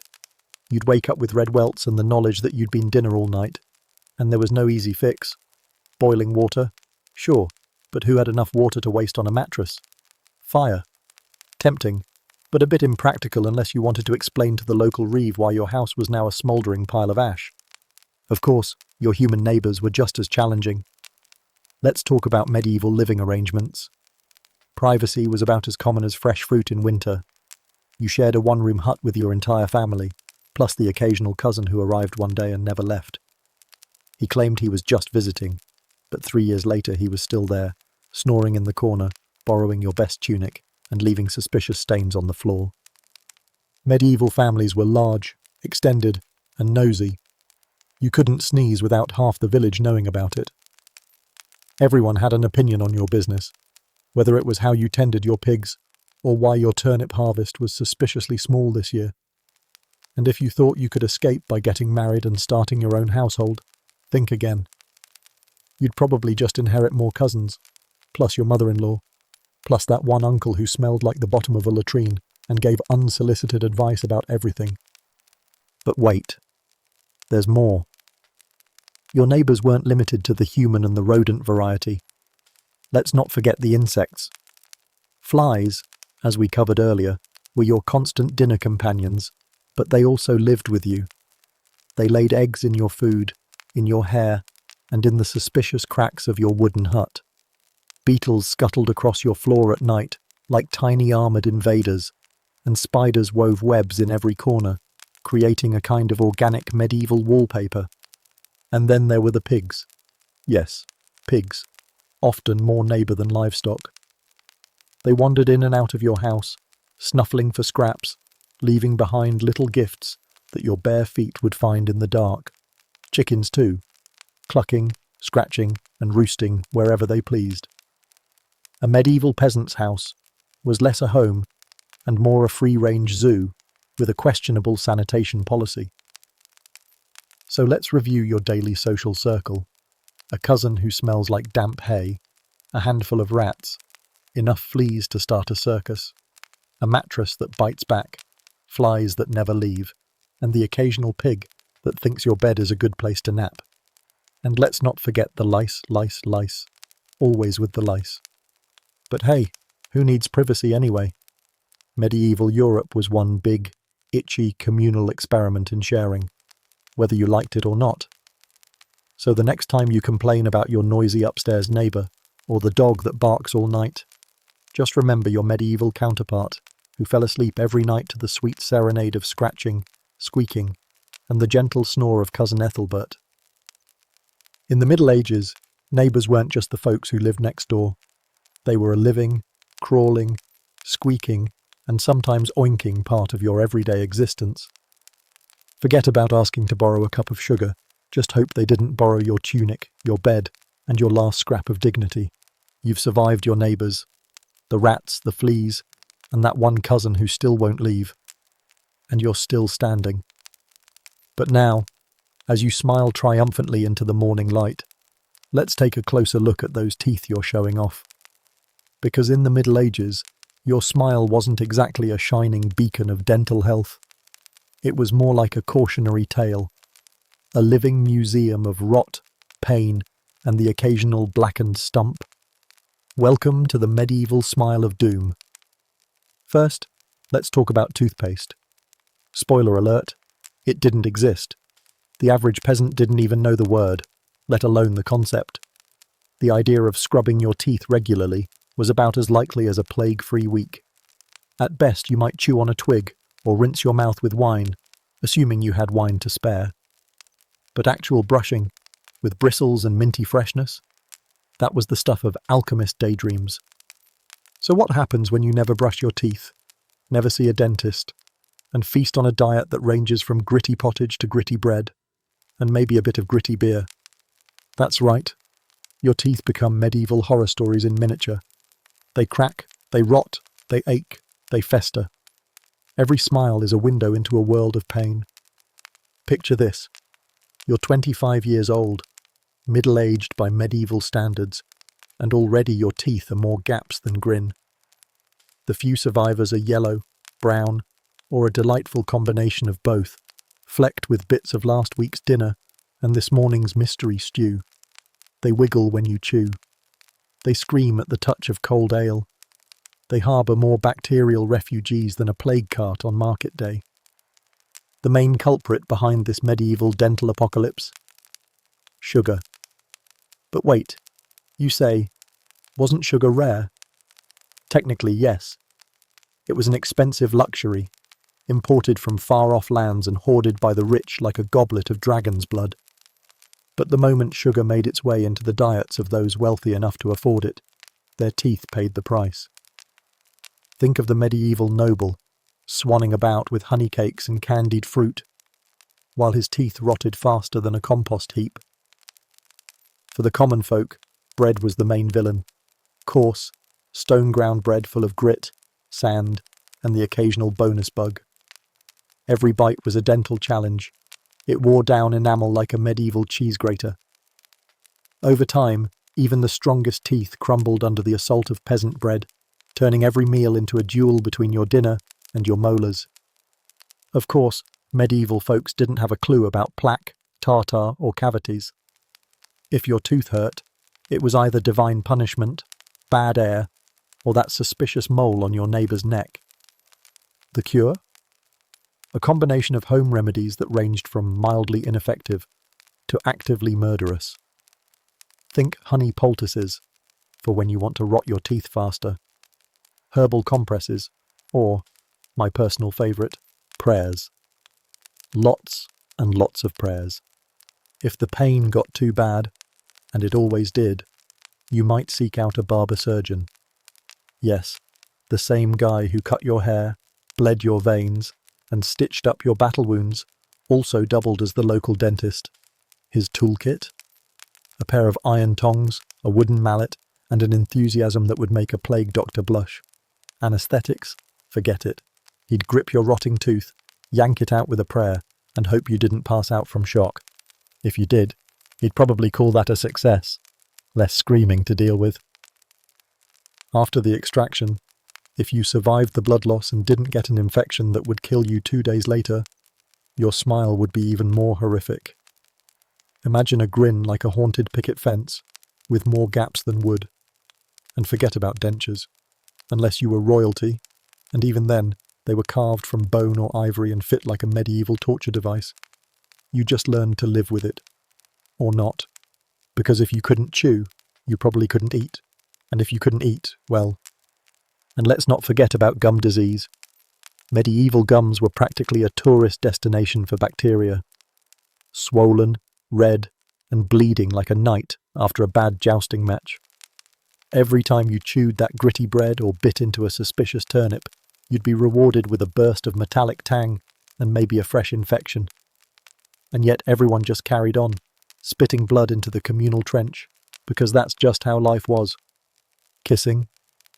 Romantic in theory, a biological hazard in practice. With teeth like that, every kiss was a gamble with your life. You'd risk transferring every disease known to man, plus whatever mystery mold was currently colonizing your molars. And let's be honest, bad breath was basically standard issue in the Middle Ages. If you were a peasant, your mouth smelled like a barnyard's bottom half. If you were a noble, it smelled like a barnyard's bottom half, plus sugar. The worst part? No one cared. Everyone's teeth were equally horrific. You couldn't judge your neighbour's blackened stumps because yours were just as bad, if not worse. Dental shame wasn't a thing. Dental survival was. So let's review your medieval smile, a collection of rotting, cracked, and infected teeth, gums that bled at the drop of a hat, breath that could kill a plague rat, and the constant risk of dying from an abscess gone rogue. Every smile was a testament to your endurance, and your dentist was the same guy who cut your hair, bled your veins, and sharpened his instruments over the fire. Next time you brush your teeth, twice a day, with minty paste and a brand new toothbrush, take a moment to thank the gods of modern dentistry, because your medieval ancestors, their smiles were more horror show than Hollywood, and if they managed to keep a single tooth into their 30s, that was practically a miracle worth recording in the town annals. So smile wide, my friend, if you dare. Welcome to the Middle Ages, where every grin was a grim reminder that hygiene was a luxury, pain was constant, and the smile of doom was the only one you had. You've survived the fleas, the lice, the rats in your bed, and that one cousin who always wants to borrow your best and only tunic. Now it's time to head to the social hub of medieval life, the marketplace.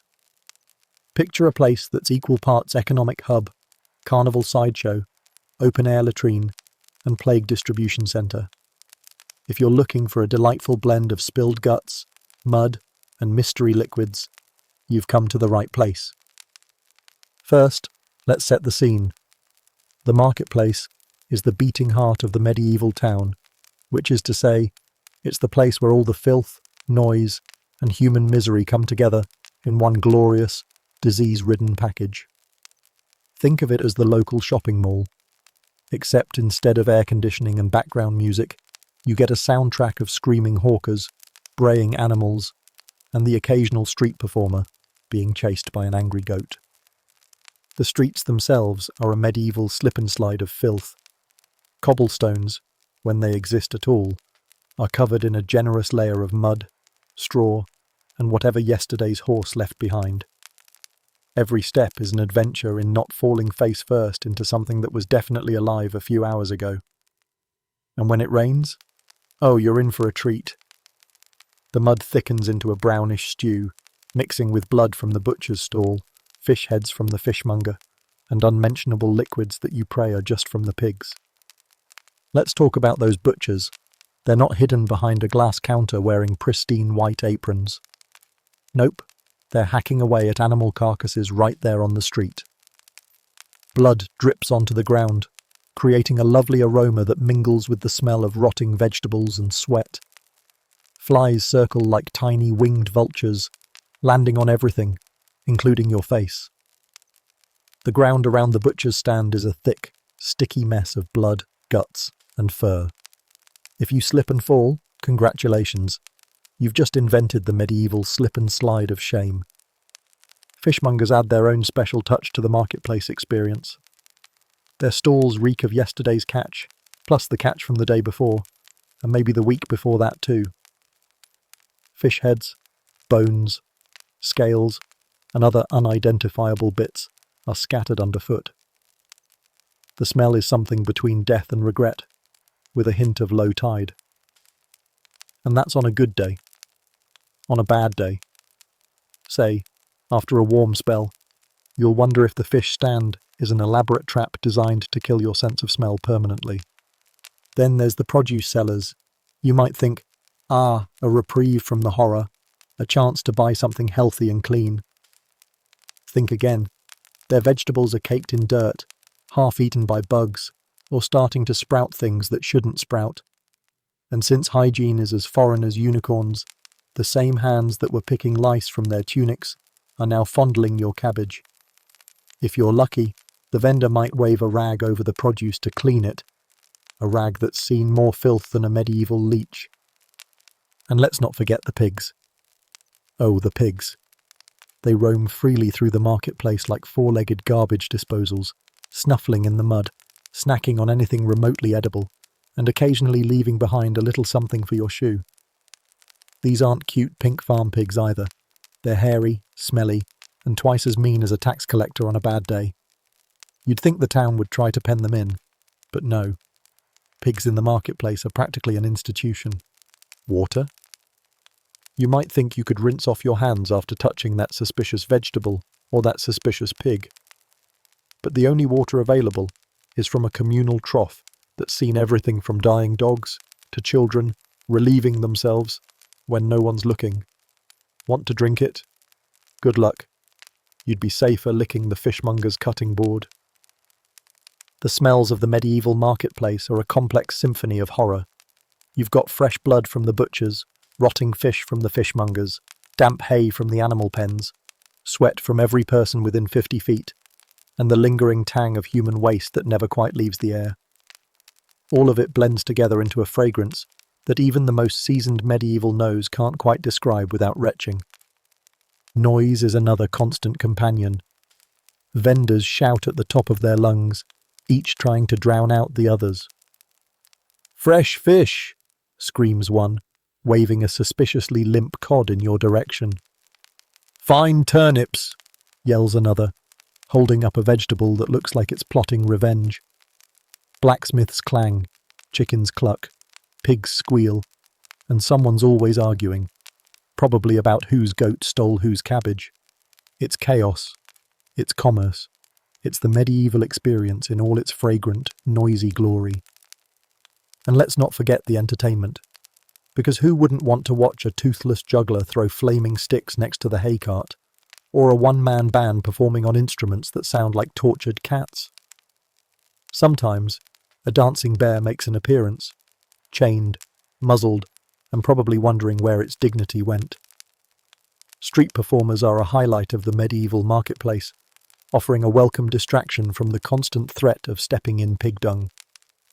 Of course, with so many people crammed into such a small space, pickpockets and scam artists thrived. While you're admiring the juggler or haggling over that suspiciously green cheese, someone's already halfway through your coin purse. By the time you realise it's gone, the thief is long gone, probably hiding behind the fishmonger's stall or blending in with the nearest crowd of rats. And yet, despite all this, the marketplace is where you came to buy, sell, gossip, and, if you were lucky, avoid dying of starvation. It was the centre of community life, a place where news spread faster than fleas, and where you could catch up on all the latest plagues, crop failures, and suspicious neighbour disappearances. So the next time you stroll through your local farmer's market, admiring the organic kale and sipping your iced latte, spare a thought for your medieval ancestors. Their marketplace was a living, breathing, and occasionally screaming testament to human resilience and human filth. Take a deep, crusty breath. You've made it. You've clawed your way through a medieval day, from bedbug-infested mattresses to lice-ridden tunics, suspicious pottage, and teeth that belong in a horror show. You've dodged the rats, waved off the flies, endured the daily assault of your neighbour's suspicious odours, and survived dinner with enough parasites to populate a small kingdom. You've withstood a morning routine that would make a modern germaphobe faint, a bath that might kill you, and a meal that probably already is. Your smile looks like it's plotting against you, your clothes itch like they're on fire, and your living space is about as welcoming as a plague cart on a Friday night. But guess what? You're still here, with all your bits, mostly, intact, and your spirit only slightly broken. It's a triumph. Sort of. Because in the Middle Ages, simply making it to the end of the day without succumbing to disease, infection, or spontaneous combustion is a victory worthy of a ballad. So pat yourself on the back, just watch out for the lice, and get ready for tomorrow. Because in medieval Europe, survival is the only real hobby. Well done, brave soul. You've trudged through the mud, dodged the rats, endured the stench, and clawed your way through a day in the Middle Ages without succumbing to plague or spontaneous combustion. That's no small feat. You've earned a place among the survivors, the ones who laughed in the face of dysentery and considered lice a fashion accessory. So, as you lay your weary, lice-ridden head down on your straw mattress tonight, remember, every scratch, every bite, every whiff of unwashed humanity was a reminder that you're stronger than you think. You've seen the worst of medieval living, and if you made it to the end of this, you could probably survive just about anything, except maybe the dentist's chair. Thanks for joining me on this delightful medieval misadventure. Sleep tight, and don't let the bedbugs, or rats, or fleas, or cousin Ethelbert bite.